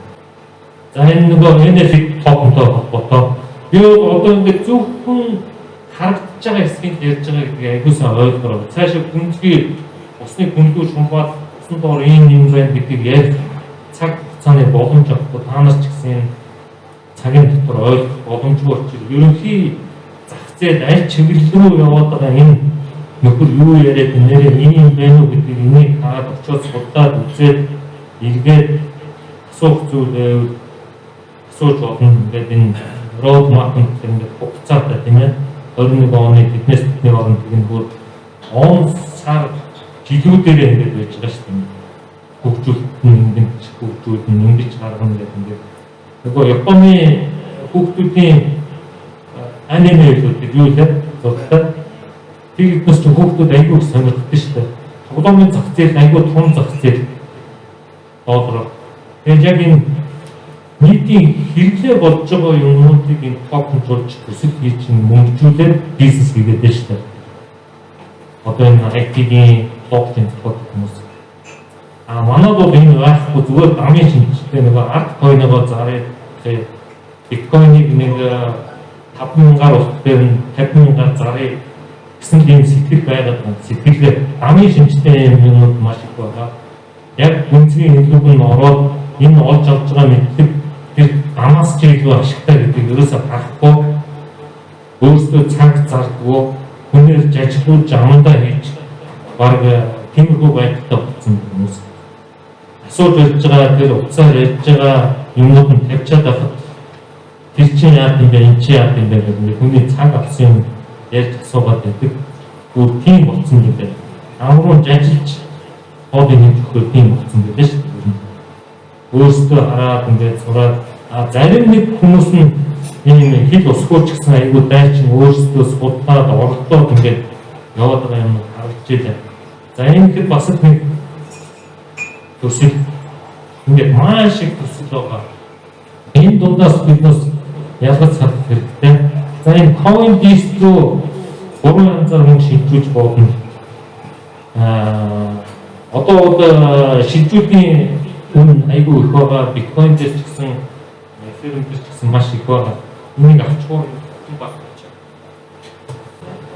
Тэгэд CoinDistro мөнгө шилжүүлэхийн тулд нэг арга хэлээд өгчээ. Энэ дээр бол одоо миний төрөвч байж штэ. За би ийшээ аль болох USDT-гээр энэ USDC гэдэг энэ Coinbase-ийн доллар байна. Энүүгээр хийх хэрэгтэй. USDT ч юм уу бусад coin-оор хийхлээр нэг $25-30 авч байгаа. Тэгвэл ийшээ яаж хийх үү? Аль болох банк залтаа шинтгэл багтаа хийгүүл энэ бирж их зүгээр санагдсан. FTX гэдэг бирж хөрөнгөө байршуулж эндээс BTC шилжүүлэхэд $5 гарч байгаа. Бусад биржээс шилжүүлэхэд бол $25 гарч байгаа. Одоо энэ CoinList-ийг шилжүүлэх. Нөгөө нэг арга Algorand гэдэг энэ токен байгаа. Энэ Algorand-аар шилжүүлэхэд шинтгэл багтаа байгаа. Жишээд энэ Algorand-аар энэгээр шилжүүлээд энэ сайт руугаа дотор нь буцаад Algorand-ыг энэ дотор USDT болгочихж байгаа. USDT болгосныхаа дараа энэ төслүүдийн хөрөнгө оруулагч гэх юм уу токен сет нь орцоод иймэрхүү токенуудыг аваад хадгалж болох юм шүү дээ. Хугацаанд хөрөнгө оруулалт хийж байна гэсэн үг багхгүй.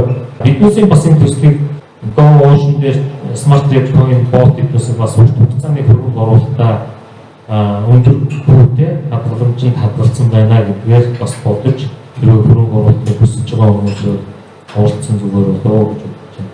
За энэ бас Cubify Tech гэдэг энэ decentralized exchange болон CX exchange-үүдийг холбох юм блокчейнтэй бас юм юу вэ төсөл. Энэ бас гайгүй санагдсан арай гүйц судалгаагүй байгаа. Тэгээд харах юм бол маш их одоо толгой өрмөр их олон төслүүд байгаа шүү. Энэ дээрээс та бүгд сайн хөгжиж нийшээ гадаад зах зээл энэ дээр маш их хөрөнгө цаг хүмүүс зарцуулж байгаа гэдгийг яг эхний удаад ойлгох зүйтэй байна. Партнеруудын төсөл их сайн явж байгаа. Партнеруудын талаар биднээс клубийн хэмжээнд хүмүүстэй ярьж нэлээд өгөхгүй ерөөсөө амжихгүй байгаа. За энэ Partners CT гэдэг энэ эфирийн газ шилжүүлдэг. Тэгээд энэ дээр бараг энэ хотхон байгуулсан бас нэг төсөл байна. Партнеруудын төсөлтэй холбоотой. Партнеруудын Гурара Мандала гэдэг парачейн үүссэн тийм бас төслүүд байгаа. Маш сайн төсөл. Доод токен бирж дээр бас центр гарч ирсэн. Одоо $45 болсон явж байгаа. Coin market cap дээр топ 5 руу ороод ирсэн юм байна. За ингээд би блокчейн талаар бас жоохон ойлголттой болох юм бол энэ Anders гэдэг хүн байдаг. Anders Brown Wolf гэдэг хүн байна. Блокчейн бичдэг анхны хэш нь бол SHA-256 гэдэг Америкийн үндэсний аюулгүй байдлын агентлагаас гаргасан юм одоо хэш байна.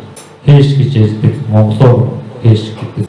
За хэшийн талаар яриа. SHA-256 SHA-2-оос гарсан юм хэш байна. За би энэ дээр жишээ хязгааргүй өгөгдөл мэдээллүүдийг эцэсэлж атач хийгээд багцлаад богиносож хадгалдаг ийм технологи ойлгож байна. Одоо нөгөө биткойн майнинг хийж байгаа холбогдож байгаа гэдэг чинь бүгд иймэрхүү зарчмаар явуулдаг. Энэ SHA-256 дээр үүсэн алгоритмаар бичигдсэн байдаг байхгүй биткойн. За энэ дээр жишээ нь юу гэдэг нар гэж бичгээр энэ доод нь өөрчлөгдөж байгаа зү.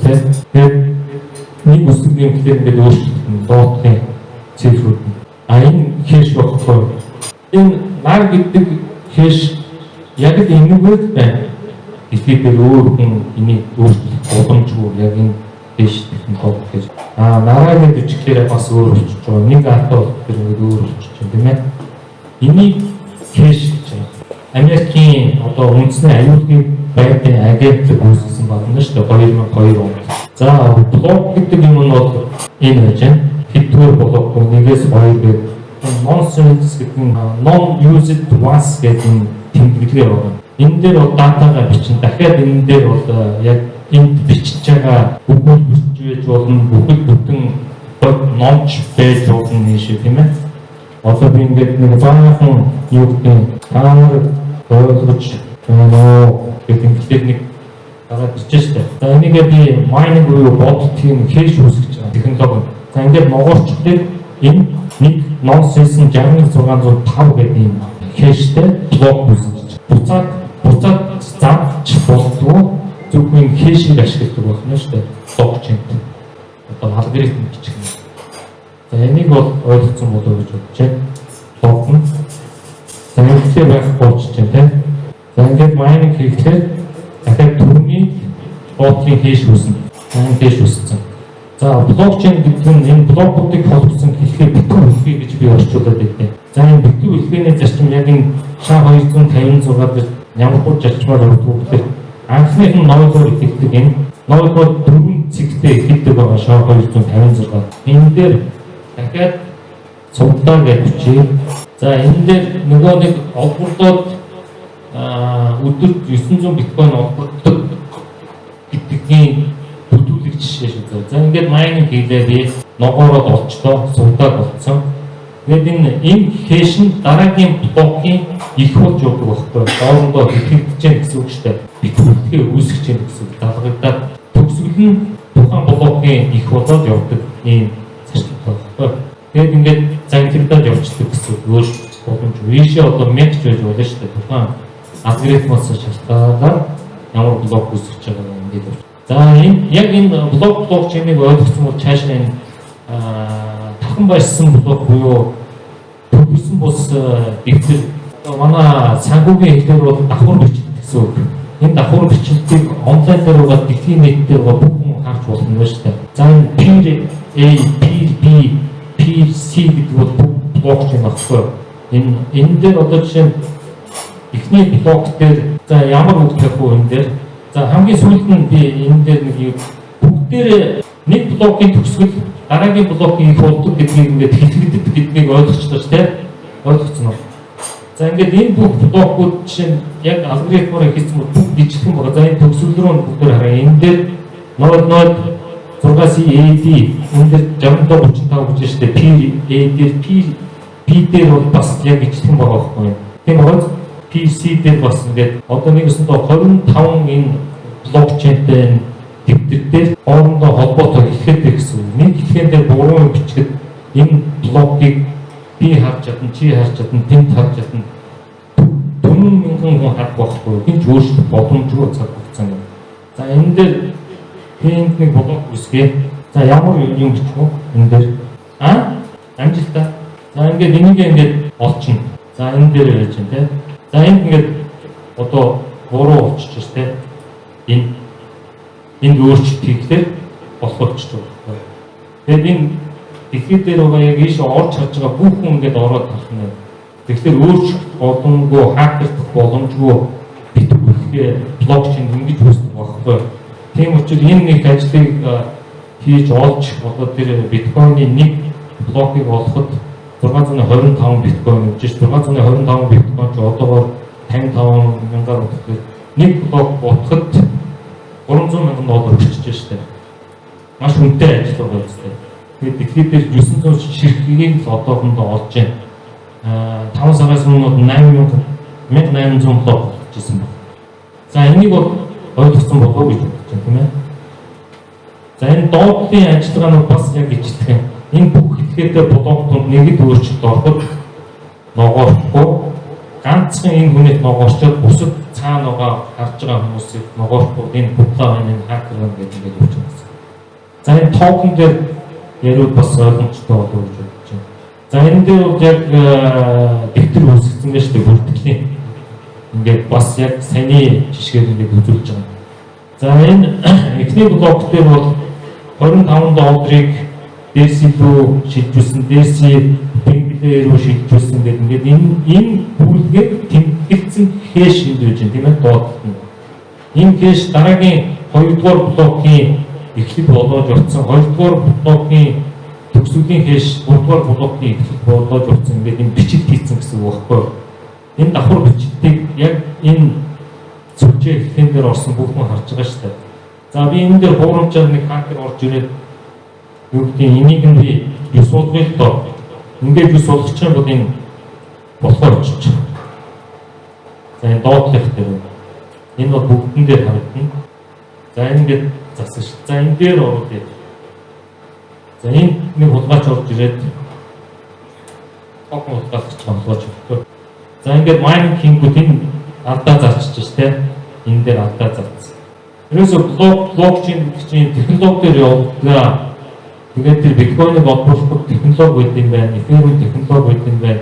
Маш их хөрөнгө хөрж зардаг юм байна. Энэ дээр IT-ийн хүмүүс биднээсийг одоо 11 он сонгуул Монгол өгөөд энэ дээр тэр ноос модуур төмөр чулуутаа ноцолж явах ийм юм хийж сууж байгаа байна шүү дээ. Хүмүүс.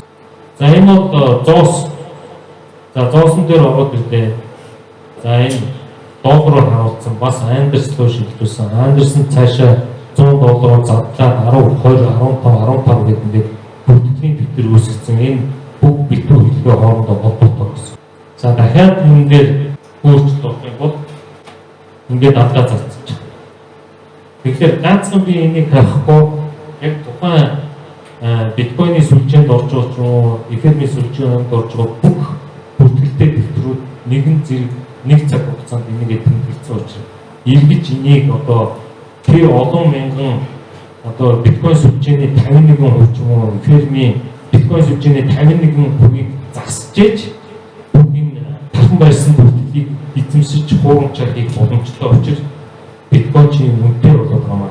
За энэ дээр ерөнхийдөө ойлгогдсон байх гэж бодож байна тийм ээ. За ингээд цаашаа. За би корона үүсгэлийн social storm гэдэг энийг их сонирхож байсан. Тэгээд манай Happy 24 дээр юу байж байгаа шүү. Бичдэг. Их хөөрхөн ийм аппликейшн бас өөрөө токен зоостой. Энэ дээр би бас ойрхон яваад түүж мөрдөг байсан. Энэ дээр хэдэн юм одоо утсан дээр байж байгаа цуглуулсан байдаг. Cheese гэдэг.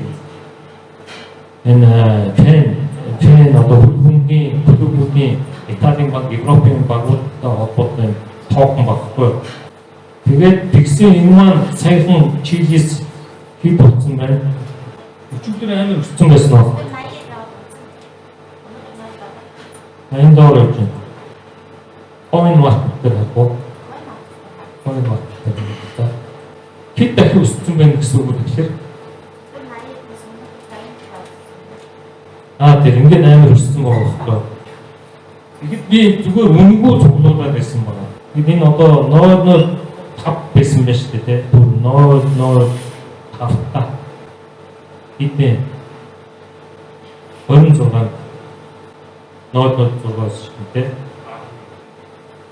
10 хэд дахь өссөн үү те.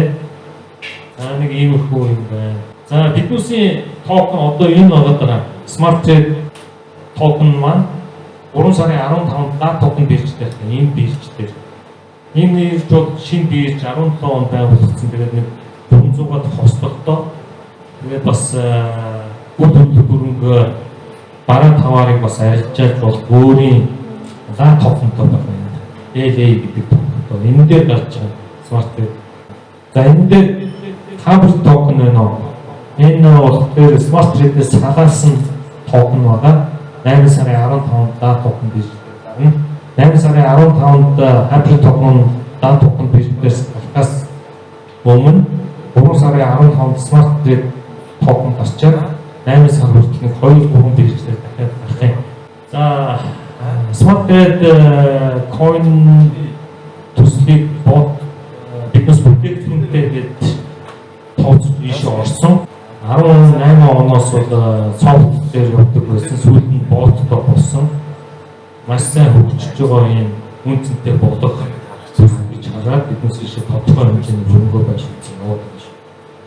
За энэ Minatrix-ийн талаар биднес ярьж байсан хүмүүстэй. Энэ бол одоо бирж дээр гараагүй байгаа. Та нарын Mina протоколын дотор нь ороод үзээрэй. Миний харин point list руу тавьж болов гэж бодоод хүмүүсийн point list дээр данс үсгэ гэж яриад байгаа.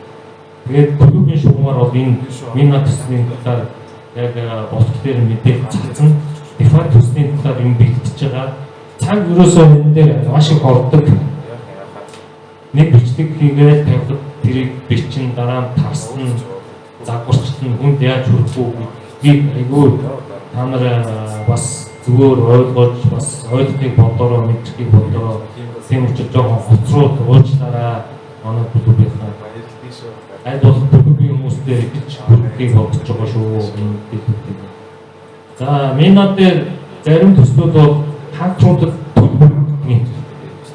хакердаг хүмүүстэй хамтарч ажилладаг гэсэн үг. Тухайн төслүүд өөрийнхөө төслийг хакердуулаад та нар хакердах юм бол $5,000 аваарай гэдэг.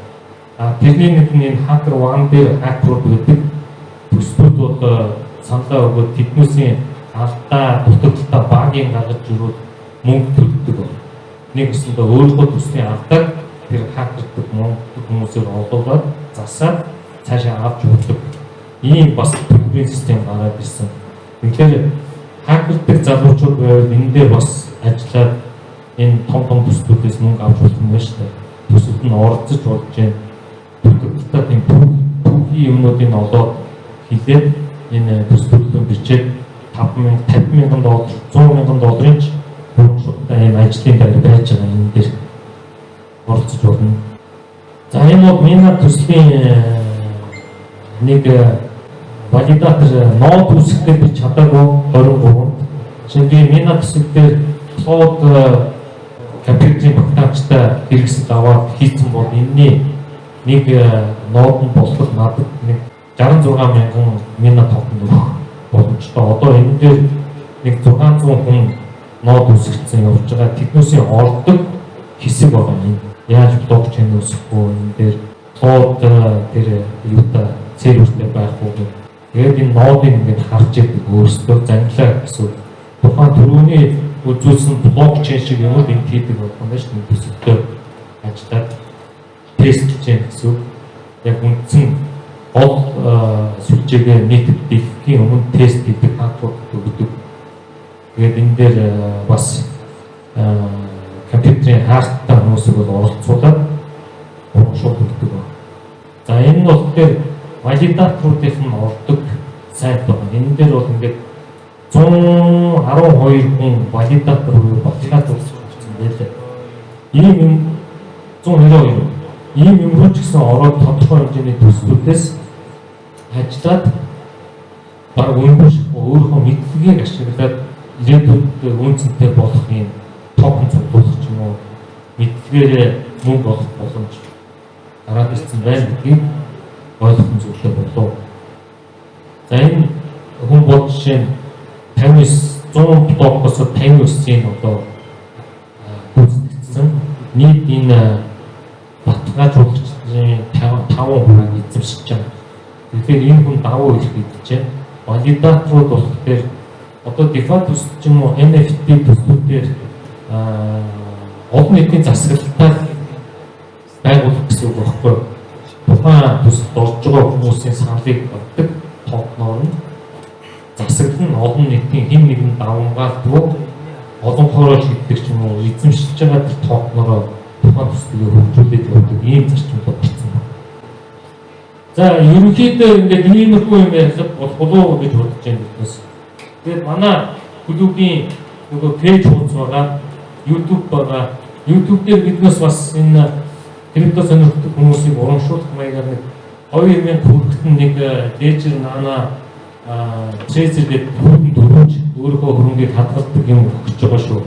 За ингээд цаашаа яриад бол маш их юм байгаа учраас ингээд ерөнхий ойлголт авсан болов уу гэж бодож байна. Анхаарал тавьсанд баярлалаа.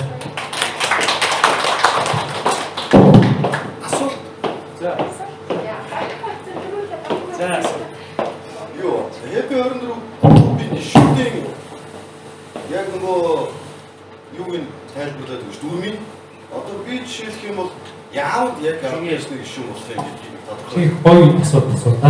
Тэрийг ойлгохгүй байна. Миний хувьд ингээд нөгөө хүнтэй зуурах дургу өөрөө шийдвэрээ гаргаад ямар нэгэн төсөлд долоохоо өмнө долоо хэмжээд нэг л огт гэж байна. Огтгүй ч байсан болно шүү дээ. Тэгэхгүй юугаа мэдгүй нөгөө наадмын урдааны мод дагдаг гэдэг юм шиг орж ирчээд маш их эрсдэлтэй энэ төслүүд манай энэ төсөлд бас эрсдэлтэй гэдгийг анхааруулж байна. Тэгвэл бид 2 жилийн хугацаанд энэ компани маань биднээс онцгой зүйл хийсэнгөө өөрийнхөө төрийн төсвийн смарт трейд ботыг маш сайн хөгжүүлж явж байгаа. 49% нэг Азийн компани болсон байгаа. 51% Америкийн нэг хөрөнгө оруулалтын том компани болсон байгаа. За биржээр гараад ирснээр дараа компани зүгээс зарлах ба зардаагүй багтанд би нэг бичлэг хийгээд буруутсан. Тэр нь яасан гэсэн 51%-ийг авч байгаа хүнтэй өнгөлөгч аваад гэрээ эзний шатнд нь хамаагүй мэдээ цацсан юм байна. Тэгдгүн байдаг. Тэгэхээр компани өөрөө заах ба бид бол эндээ ихэрж байгаа бидний хөрөнгө смарт трейд ботод байршсан байгаа оожнууд дамжуулаад цаатаа биднээс дор хаяж DeFi-д ороход 15% хөрөнгө өсөж байгаа. Өссөн хөрөнгөө буцаагаад банкнд очиод мөнгө авах шиг Binance бирж эднээс татаад авах бүрэн боломжтой байна. Өссөн хэмжээгээр оруулж болно. Оруулахгүй болно. За TP24-ийн бүрэн бол хин хиндээ одоо юу гэх юм бүндгүү өөрсдөө ойлгоцсон хөрөнгөөрөө баян боловсролоор баян эрүүл мэндийн дээр баян хүмүүс цоглол бүрэн болосоо гэдэг ярьмаар явж байгаа. Манай төсөв тодорхой хэмжээгээр энэ та уршууд бүрэн шүү. Тэрээс тэр группийн хаалттай группийн гишүүн байж байгаа.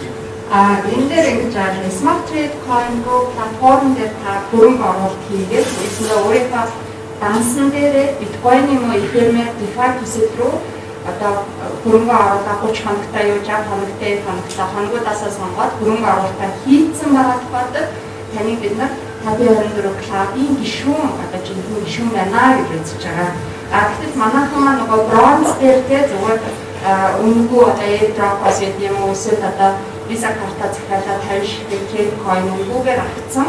Ийм хүмүүс яг мэдээж тэр хүн шийдвэр гаргах гэж 2-3 сар болохгүй, 5-6 сар болохгүй бид нар мэдэхгүй шүү дээ. Тэгэхээр тэр хүмүүстэй бид нар нээлттэй сошиал сувгуудаар мэдээлэлээ өгчөж байгаа. За хаалттай энэ групп дээр болохоор аль болох нөгөө хөрөнгө оруулалтынхаа өгөөжийг хаана байршуулах зүгээр авах.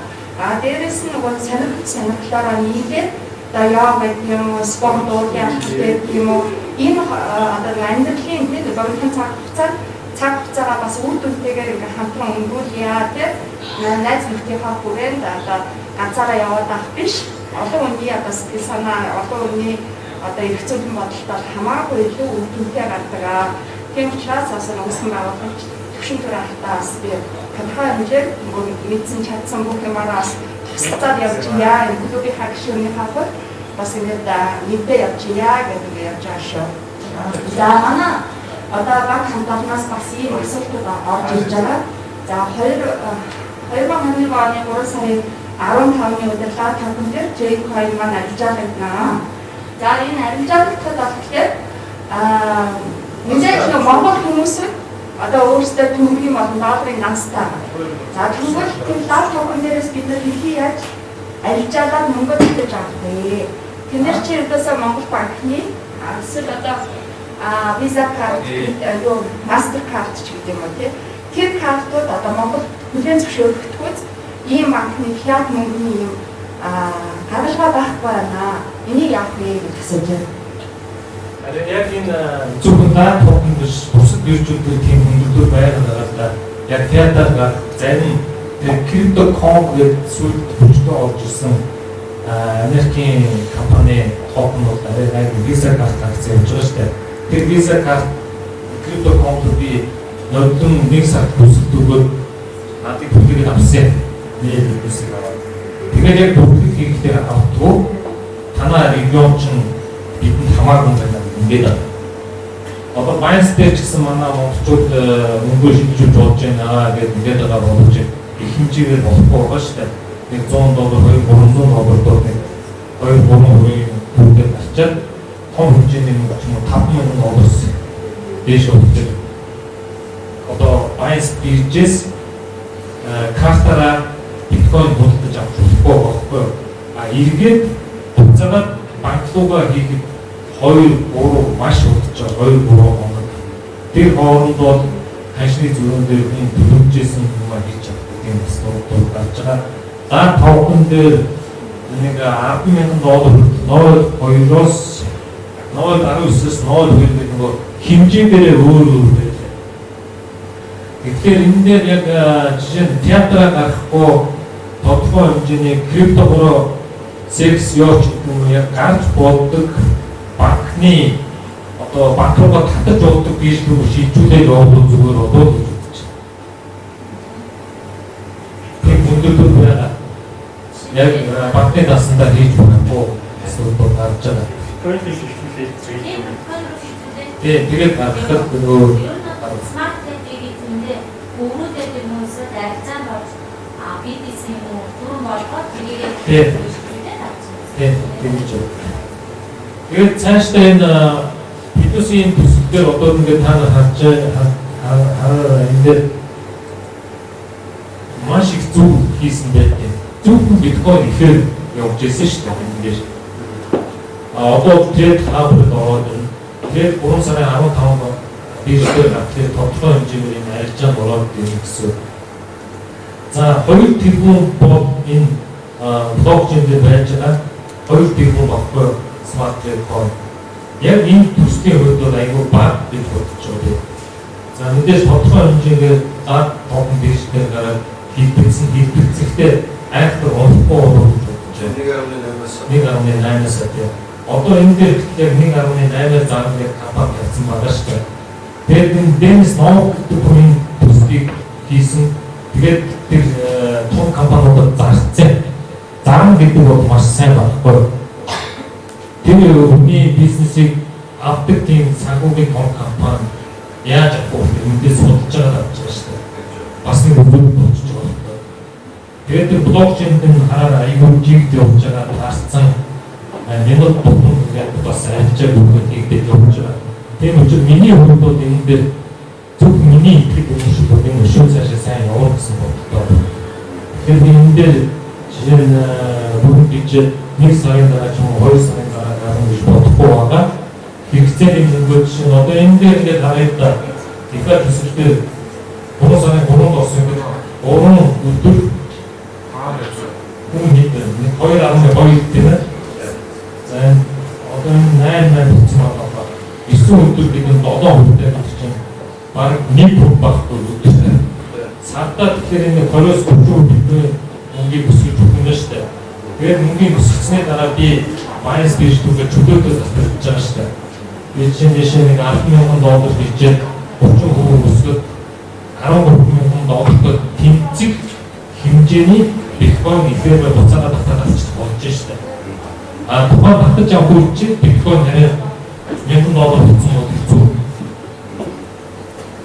Тэгээд яг оруулсан тэр тоо хэмжээгээр буцаж өгч байгаа байхгүй. Тэгэхээр банкны бизнес ашигтай гэж үзэж байна.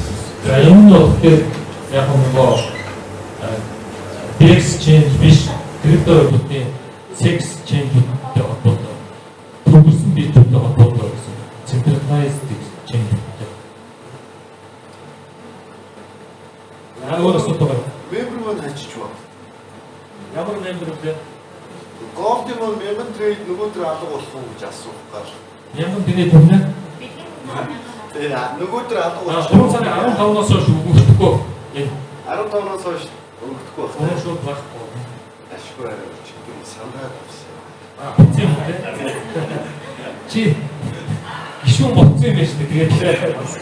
Тэгээ гол нөгөө нэг яг гişүүн мөн биш гэдгээ ялахгүй байна.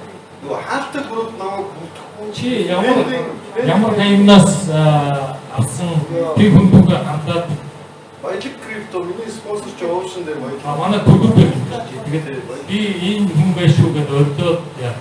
Тэгэхээр таны бас завгүй байгаа ажил ихтэй байхад залгаад гэж бодоод өөрөө тухайд үзье. Тэгээд тэр хаалттай бүрд орчихсон шүү. Тэгээ. Пендинг байжлаа. За тэгээд ерөнхийдөө дуусч тэгээд сюрприз байгаа. Ямар сюрприз гэхээр энд ирсэн бүдүүр гişүүд гişүүд биш бай. Өнөөдрөөс эхлээд ресторанаар үйлчлүүлээд бидэн мөнгөөр